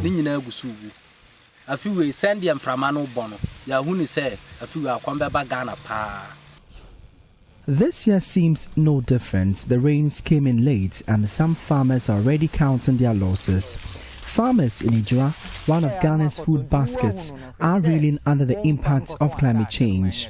And sana obe start a funo kura ube duano. I say normal, you know, bo we decide. Now bo we decide. Not trata bo council so. I don't know what the It's expensive preparing the land. In the end, if you don't get anything, it hurts. In fact, I feel so soon as any see ye no. A D can't tell my etimi quiet no. A sat ya come 3 weeks. I bet talk a crabby. Dear man, no buy she. But they may soon find relief. At the Crops Research Institute's outstation in the locality, farmers growing on large, vast tracts of lands have gathered to find solutions to their troubles. Scientists from the Research Institute are exposing them to a climate-smart farming practice of intercropping cereals and legumes. On a parcel of land, maize, a major staple grown by the farmers here, have been cultivated together with a leguminous shrub, pigeon pea. This sustainable farming practice enhances resilience to climate variability, improves resource use efficiency, and reduces greenhouse gas emissions. Dr. Eric Owusu-Dankwa is an agronomist. So this is just 3 months old. Give it a year, it becomes like almost a tree, and it gives shade. Shading is very important when there is no rains to conserve moisture and to be able to help the crops which are growing with it. So these are some of the adaptation strategies. Also, because it's a fast-growing tree, one of the problems or the gases which is causing climate change is carbon. This is able to tap carbon from the atmosphere into its tissues. So it's able to lock it and it's able to reduce it, and that is good for climate change mitigation. Starting again, we want to start here. Until you just send me waha. Adi could dry. I remember the name of our momu be bread. By a brand dry, no, and also much musa. So you know, Jinaya, Brony, say one so toy and I say, come on. I grew my maize with the pigeon pea. They grew beautifully. If it had rained heavily, I would have made a bountiful harvest.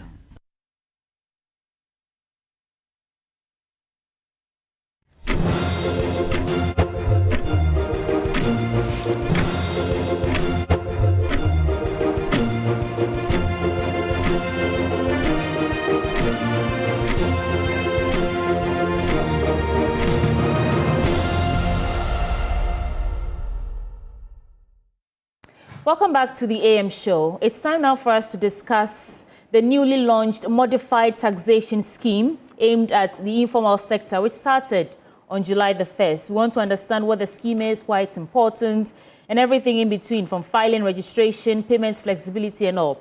So to help us do that, we have in studio Lawrence Hochonyame. He's Assistant Commissioner and Head of DTRD, that is Domestic Tax Revenue Division, Technical Training Unit, and he's also a lawyer. We also have Mr. Victor Akogo. He's Chief Revenue Officer and Project Lead for the Modified Taxation Project at GRA. Welcome aboard, gentlemen. Of course, Kojo and I are here to steer the conversations. Thank you. Good morning. Good morning. But I mean, Hochonyame. Maybe we should have made Hochonyame. What does it mean? It means that money answers everything. I love the other one. Money stops nonsense. Yeah, money stops nonsense, doesn't it? Anyway. All right. Let's start from here. Yeah, I want to understand what this modified taxation scheme really is. So let's start with a brief background on what it is and how it came to be. All right. Okay. Thank you very much. I think that our law requires that any person who earns income in Ghana should pay tax on that income. And the tax law classifies income into 3 categories. We have what we call the business income, we have investment income, and we have employment income, right? So once you earn any of these 3 classes of income, the law requires you that you pay taxes on that income. And that is why all of employment income, business income, and investment income. And so all of you here working for Joy FM in an employment capacity, every month your employers deduct and pay PAYE on your behalf, and that is income on your employment. If you do business, you also pay what we call business income. If you earn investment income in the form of rents, royalties, dividends, natural resource payment, you also pay taxes on investment income. And so this modified taxation specifically relates to business income for individuals. Business income for individuals. What it sought to cure is that, before the implementation of modified taxation, all taxpayers are put together under one tax law, the Income Tax Act, now Section 1(5) of the Act, and then the second schedule of the Act now narrows it down to business income of individuals. And we have come to realize that the complexity that goes with the taxation of entities and the complexity that goes with taxation of companies and another body of persons, we cannot extend the same complexities to individuals. And so the modified taxation basically is a system to simplify the tax payments and processes for individuals conducting business. It does not apply to employment income of individuals or investment income of individuals. It only applies to individual conducting business, micro businesses, small and medium businesses. Basically to simplify the processes of registration, simplify the processes of filing returns, simplify the processes of payments, and then complying with the requirements of the law. So basically, it's a simplified method of assessing business income of individuals operating in the informal economy. So it's not a new tax? Not at all. It's not a new tax. So when you say simplified, really, how simplified is the simplified that you're talking about? You know, the general rule that applies to all businesses is what we call the standard rule. The standard rule applies, let me just explain the standard rule. For you as an entity, let's say Joy as an entity, we look at your accessible income or your gross income for the year. Then we take out all allowable deductions or all your expenses for the year. Then we arrive at your chargeable income. And then we tax your chargeable income. So it goes through a process. We determine first your gross income, which we call the accessible income. We allow you all the expenses. We arrive at the chargeable income and we tax. This category of taxpayers we are referring to may not follow the standard rule. In actual fact, the law will permit them to determine their taxes based on certain criteria, and that criteria may not necessarily follow the standard rule. And one of such criteria is the turnover. Okay. The turnover of that class of individuals. And once you're able to determine your turnover, we'll put you into the category that you belong to. And then we just calculate your taxes on a very simplified method. Okay. And then that becomes it. So it extends to cover the registration of the taxpayer, the payment procedures of the taxpayer, and then the filing procedures. So we have designed a completely different form for filing their returns. And all we needed in that form is what? Declaration of their turnover. I know some people do self-assessment. Yeah. And you have a window for them to do that. If the person has done self-assessment, where does he or she place in this new thing you're rolling out? Yeah. Self-assessment is one of the types of assessment where the taxpayer is allowed to assess himself. Basically, what we are going to do under the modified taxation is not going to be different from the self-assessment. It's going to be taxpayer's own declaration. The taxpayer will have to tell us his or her turnover for the year. And based on that turnover, we can now decide which category we place you in. There are 3 categories. I think my brother is going to throw more light on the various categories. Yeah. But once we are able to identify your turnover, it will help us to be able to place you either under category 1, category 2, or category 3. Okay. And then we apply the rules to you. Okay. So, Mr. Kogo, yes. You are Chief Revenue Officer and Project Lead for this modified taxation. So maybe walk us through the 3 categories and what challenges each of these categories seek to solve. Okay. Thank you very much. I want to say that the informal sector, represents a significant portion of the Ghana's economy. And it's a vital area for revenue generation, and it has a huge revenue potential. And the GRA has deemed it fit to be able to introduce modified taxation for this category of taxpayers. And we are saying that because they lack the knowledge of record keeping, and their transactions are more cash dominated, and their itinerary, they move from places to places, there is the need for us to bring this modified taxation to them. And this modified taxation has brought 3 categories to the informal sector. The first category is that we have presumptive tax based on installment. The presumptive tax based on installment is taxpayers in the informal sector who are made to pay fixed amount as tax as defined in the law. And the fixed amount is based on their turnover. So if you have a turnover ranging from 0 to 5,880 Ghana cedis, you don't pay tax at all. Then the turnover moves from 5,880 to 10,000 Ghana cedis.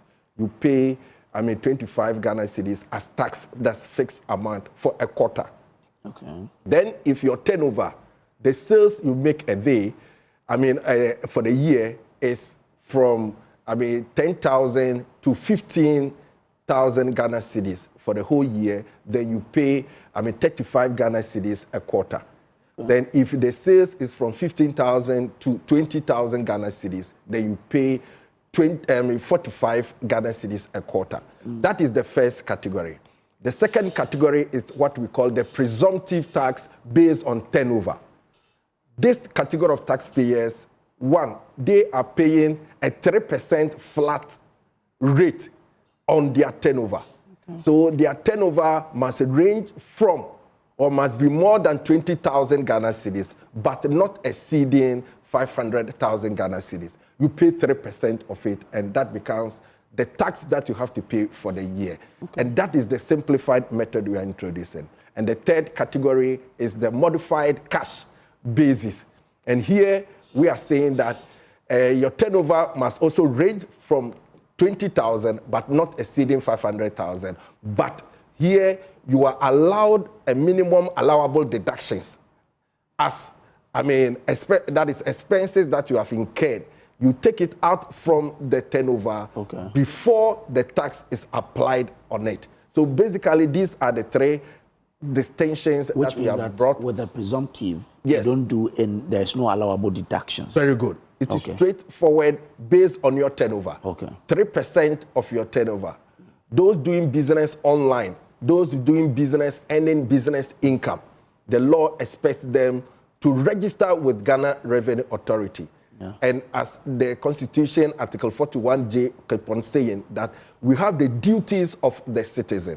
And the citizens must disclose their income honestly before the appropriate authorities and pay the taxes thereof. But if you look at the presumptive based and the modified, what are the differences? Because apart from the 3%, the annual turnover is almost the same, 20,000, less than 500,000. So what's the difference? Yeah, so basically the law allows some categories of people, the law specifies that some categories of individuals cannot opt for the presumptive tax based on turnover. So for example, if you're an individual and you are a professional, either you are practicing as a professional lawyer or a professional accountant or a consultant or an architect, and you are operating as an individual, you cannot, even though the turnover is the same, you fall under the modified cash. You fall under the modified cash, which uses the standard rule the project lead has just explained. If your profit to turnover ratio is high, there are some businesses that has a high profit to turnover ratio, you fall under the third category, that is the modified cash. If you have one business but several outlets, we know people who are operating just one business, but they have outlets all over the country, you come under the modified cash, which uses the standard rule. Then if you have many businesses, you are an individual, but you have several businesses, you also come under the modified cash. But what if then that those persons, their turnover is over 500,000 cedis? Yes. So that is very, very good question. So right now we've indicated the turnover. The 0 to 20,000 will be the presumptive tax based on installment. Exceeding 20,000 and not more than 500,000 is presumptive tax based on turnover and then modified cash, right? All these three categories, the law says that we should treat them in a very flexible manner. So we are treating you in a manner that is so flexible. Even when we are calculating your allowable deductions, the law says we should disregard some of the provisions of the tax law. So it means that we are not going to apply the tax laws very strictly to this. You will be too stringent with them. So these three categories of people. But once your annual turnover falls outside the scope of modified taxation, in other words, your annual turnover is more than 500,000, 600,000, 1 million, 2 million, 10 million, and so on, then you fall under the general rule. It falls under the general rule. So now the income tax law will now be applicable to you. Is this a year-on-year basis? Because some people, and I realize that the professionals you listed, you didn't account for creatives. In this gig economy, creatives, especially comedians, I've personally experienced GRA officers coming on stage, during a stand-up comedy to ask them to pay tax. First of all, where do they fall? And does it mean that if your annual turnover maybe for this year exceeds 500,000 and the next year it doesn't, you'll be treated the same way, or it's based on the year-on-year basis? Yeah. Go ahead. Mr. Kogo, yeah, because I mean, the creatives are the ones moving the economy now. You see, the law is clear that anyone who earns income ought to register and pay tax. And taxes are paid on annual basis. So we assess you annually and you are made to pay the taxes quarterly. If you are paying the taxes quarterly, we can also accept monthly payment of the tax. So if you are a comedian, then it means that you are providing a service for people to enjoy. So you need to register with the Ghana Revenue Authority. So if you don't register and you go on stage to perform, then the GRA people will come for you because you are trying to conceal income or evade tax. And part of the mandate of the GRA is to combat tax evasion. So basically, comedian service providers whose turnover are more than 500,000 Ghana cedis must pay tax using the standard method, where they must estimate their tax for the Commissioner General to know that from the beginning of the year, they are going to perform this show, and this is the likely amount. But that's a challenge, isn't it, Mr. Kogo? Because you cannot tell who will book you for an event and who wouldn't. Yes. I know some of them go 3-4 months without a gig, and then they'll get a gig the next month, and it's much more than they would earn in those 4 months combined. Yes, so it is your profession. It is your profession. So definitely, since it's your profession, it means that you live on it. You make living out of that. So you don't pray that nobody calls you. So you anticipate that within the year, you are likely to earn this income. It's an estimate that you are making to the Commissioner. So it means that when you estimate at the end of the year, yes, you file an annual return. If you don't achieve then you tell us. You tell us that, okay, we didn't achieve. Okay. So you do your estimate like any other self-assessed taxpayer. You submit your annual estimate. The law allows you to make a revision to the estimate. So the declaration of income is not fixed. If you do not earn income, you do not pay taxes. Okay. So taxes, income taxes specifically, is tied to whether or not you've earned an income. Or not. But her question were in two folds. Yeah. What then happens that maybe this year I achieved a turnover of, say, 200,000. But next year, or last year I achieved 200,000. But this year, I'm probably going to achieve around 120,000. What happens? Yeah, so, if you study the law, the law allows anybody to decide to, these are the modified taxation system we are approaching, 3 categories. Yeah. The law says you may elect to disapply category 1 and category 2. You may elect. Okay. So the category 1, which is the presumptive tax based on installment, and then presumptive tax based on turnover, you can decide that, look, I'm coming, you may elect to come under modified cash. And once you exercise that election, the law says you must remain there for the next 5 years. Once you exercise that election, that you have decided not to apply the first 2 categories, you are coming under category 3, irrespective of your level of turnover, whether it still remain in that range or that the law says you must remain there for the next 5 years. Okay. Is that fair to, is that fair? No. So in the mind of the framers of the law, it's to prevent people from moving in and out, and moving out of one category or the other. Yeah. Other than that, if you just open it out, this year you opt out, and then the following year you come under modified taxation. To be fair, I think that as a business person, I think this is fair. Yeah. This is fair. I think so. When you elect to supply, you just remain there for 5 years, and then the Commissioner General can consider bring you back under modified taxation. So, on this, do you have systems or people who can assist with the assessment? In case these creatives, musicians, do not know exactly how to go about it, do you have personnel who assist? So let's not limit the discussion to those in the creative industry. No, okay. So this business or this discussion we're having applies to every player in the informal sector, the retail business, the butchers, the seamstresses, the hairdressers, everybody, every trader, micro, I get it. So it's not just about those in the creative. So you industry. do have people who Yes. assist them. Oh yes, Okay. yes. All right. GRA is well prepared with personnel and systems to roll out the modified taxation system. We certainly going to partner with the onboarding. So our officers will be on the field with a device to do the onboarding. Okay. So all we need is your Ghana card number, your GPS location, where that business GPS location of the business, and then if you have your telephone number, and if you have a registration document, if it applies to you, fine. If you do not have registration document, that's okay with us, and then we'll onboard you there and there. Okay. That's all we need. If you have information about your turnover, you give it to us. If you do not have information about your turnover, we'll proceed to register you. Okay.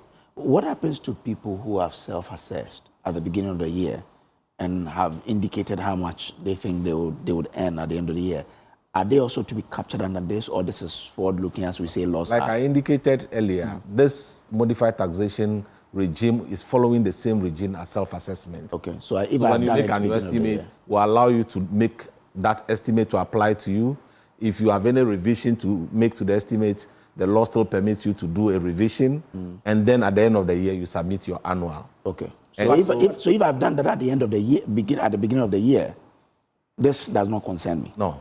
Okay. No. Yeah, but on the other hand, too, if you don't estimate a tax that you have to pay for the year, the Commissioner General will estimate a tax for you. For you, yes. Yeah. Yes. Because you are in business and you are earning income. Yes. And you must pay taxes. It's very, very important. As a citizen of Ghana, you are responsible for the development of your own country. Absolutely. Now that loans from outside are being curtailed, we are not getting the aids, the loans. There is the need for us all to come together as a team, as a family, as citizens of Ghana, and try as much as possible to contribute our quota towards the development of this country. And the taxes, modified taxation, has been made flexible. We are saying that if you're on tabletop, your turnover up to 20,000 Ghana cedis, pay 45 Ghana cedis a quarter, which is 15 Ghana cedis a month. That is basically, it has been in our law for as far back as 2012. Oh, okay. It has not been reviewed. It's the same amount. There are people who have also bought vehicles and they are using it for commercial purposes. They are also to pay tax. And for taxes, they are paying 12 Ghana cedis a quarter.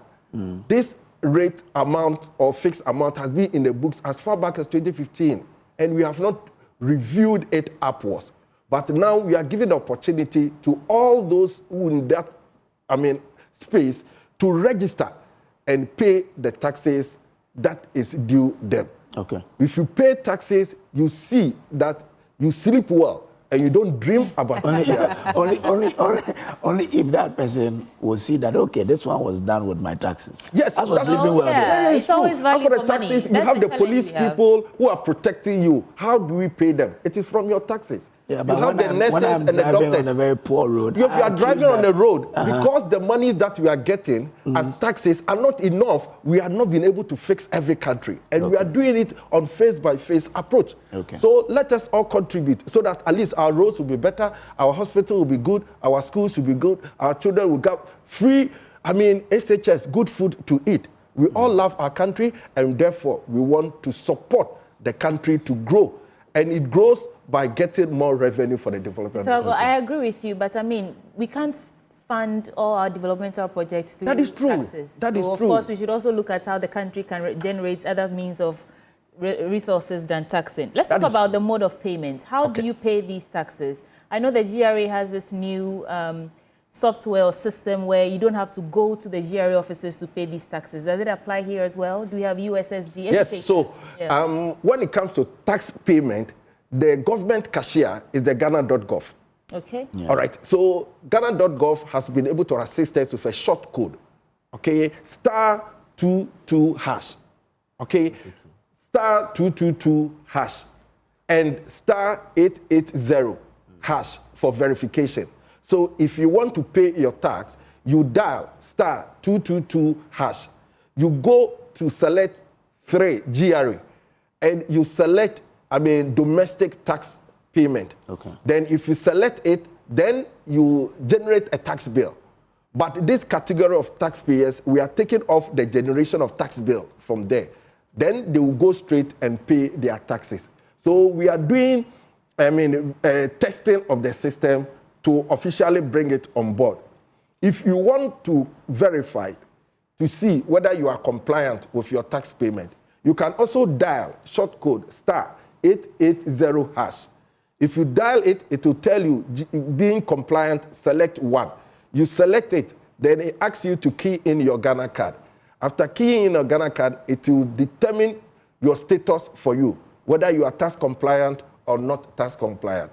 If you even have a tax clearance certificate showing that you are compliant, then your tax position is also indicated for you. Okay. To be compliant means that you have the ability and you have the willingness to file your tax return or make a declaration and pay the taxes that you are due, or make arrangement to pay the taxes. So basically, these are the short codes that we have put in place for the payment of taxes. Okay. It has started, right? Yes, it has. It has started, but the rollout is a process. Okay. Right. Now we're doing media engagement and all that. Our offices are open, that anybody that needs any assistance can visit our offices and onboard. The reason I asked was for our mothers in the market. Yeah. I realized that they are also captured under this, right? Yes.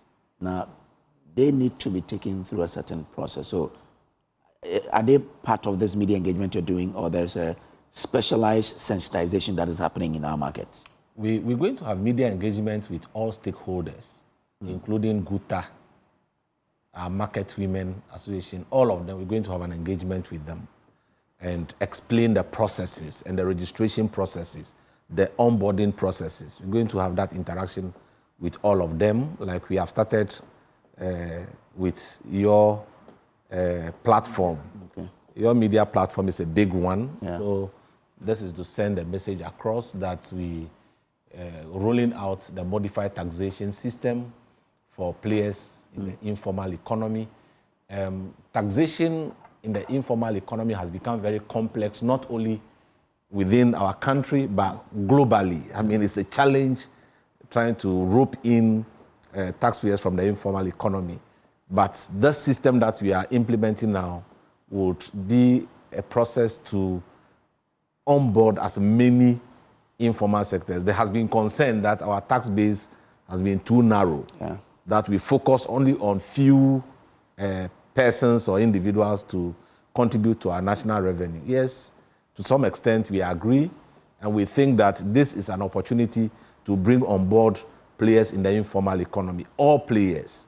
So it's going to be an aggressive approach. We're going to move out there and register as many individuals as possible.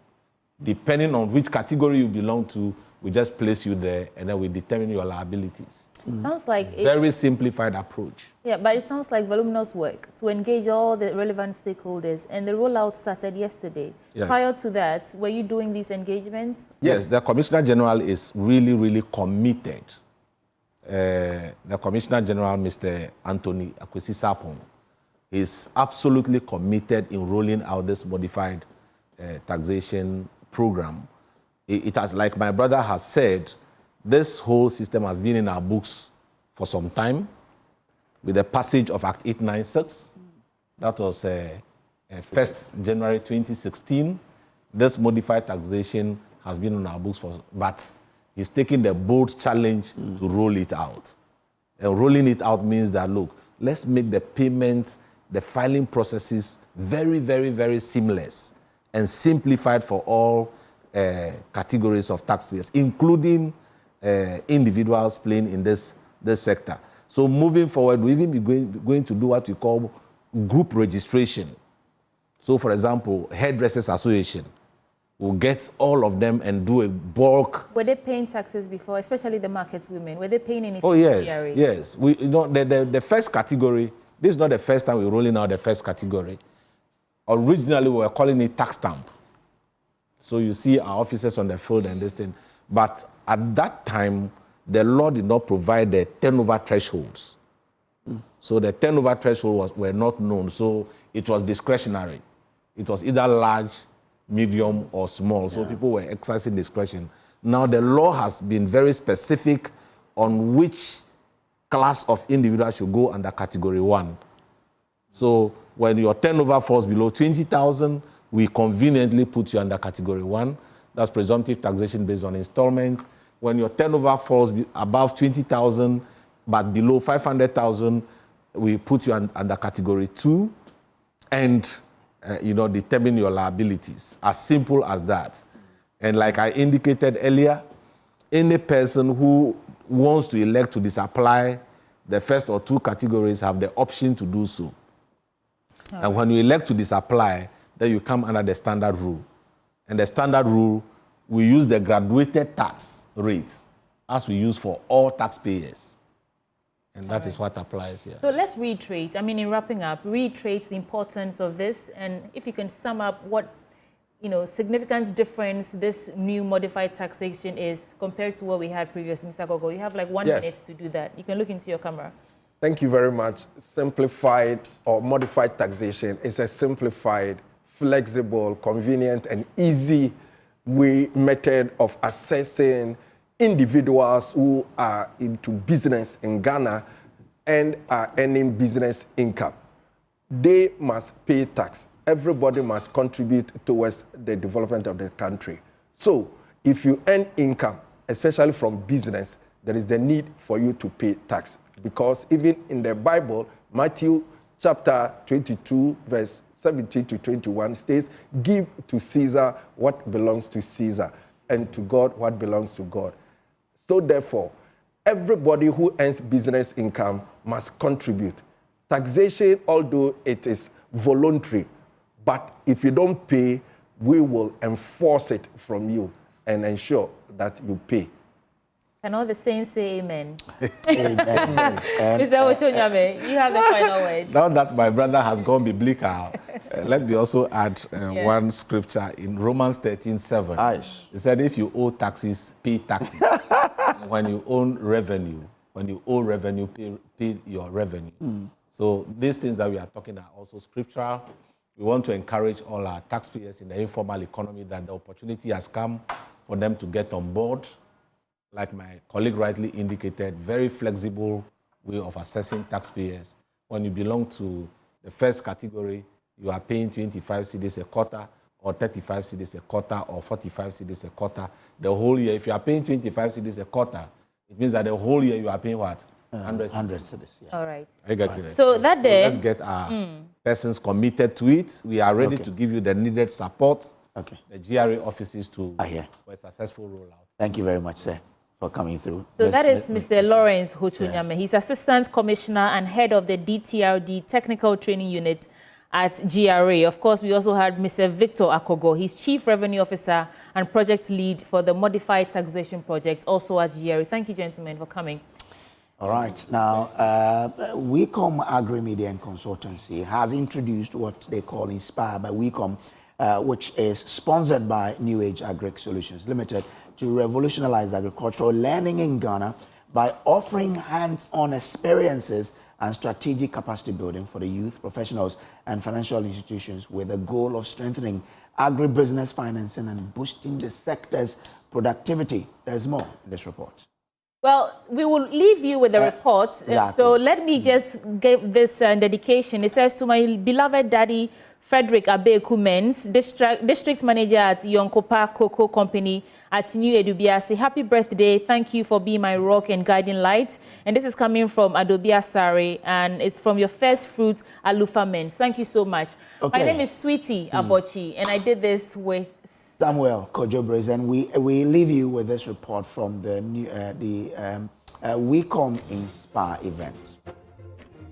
Initiative sponsored by New Age Agri Solutions aims to bridge the long-standing gap between commercial banks and agricultural value chain actors by fostering a better understanding of the sector's unique dynamics through capacity building and strategic engagement. Inspire seeks to enhance the ability of financial institutions to learn effectively and confidently to agribusinesses and smallholder farmers. Speaking at the session, Business Development Manager of New Age Agri Solutions, Asare Ohene Bidiako, emphasized the transformative potential of the collaboration. So, as an agri company, of course, one of the pillars that we rely on to ensure our growth is the bank.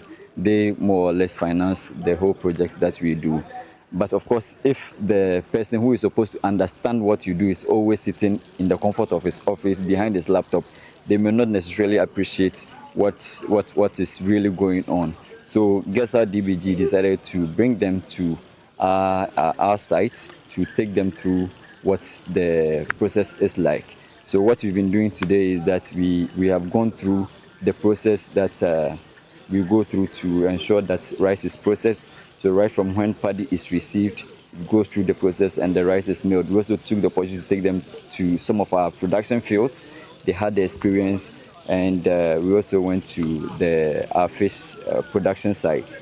The agricultural sector, which employs a significant portion of Ghana's population and contributes meaningfully to the country's GDP, is facing major challenges, including access to good roads. Chief Executive of Millennium Development Authority, Alex Mode, who taught the milling facility of AVV Foods, pledged government's commitment to addressing the problems facing the sector. As you know, there's rice deficiency in the country, and we import majority of our rice. But if we promote local rice, if we encourage the farmers to farm local rice by making sure that we can de-risk the cost of doing farming in this country, then we will get the commercial banks to maybe invest in working capital for these farmers. So for New Age, for example, one of the most important things for us in the Inspire presentation is how do we get more paddy for them to mill in this area. Once we can ensure that we grow the farmers, we upskill the farmers, we give them capacity so that they can produce more rice. There has to be an off-taker like New Age to be able to mill their rice for them. So one of government's things, like I said, is to do infrastructure, which includes roads. As you can see, the road leading here, there are streams here, it's waterlogged here. And one of the things that we will work with the Ministry of Roads and Highways is to see how we can help our companies like New Age develop their roads so that all the farmers here will benefit from the roads. The Inspire initiative is expected to empower banks to tailor their product to the specific needs of the sector, enabling farmers and agribusinesses access needed capital for expansion.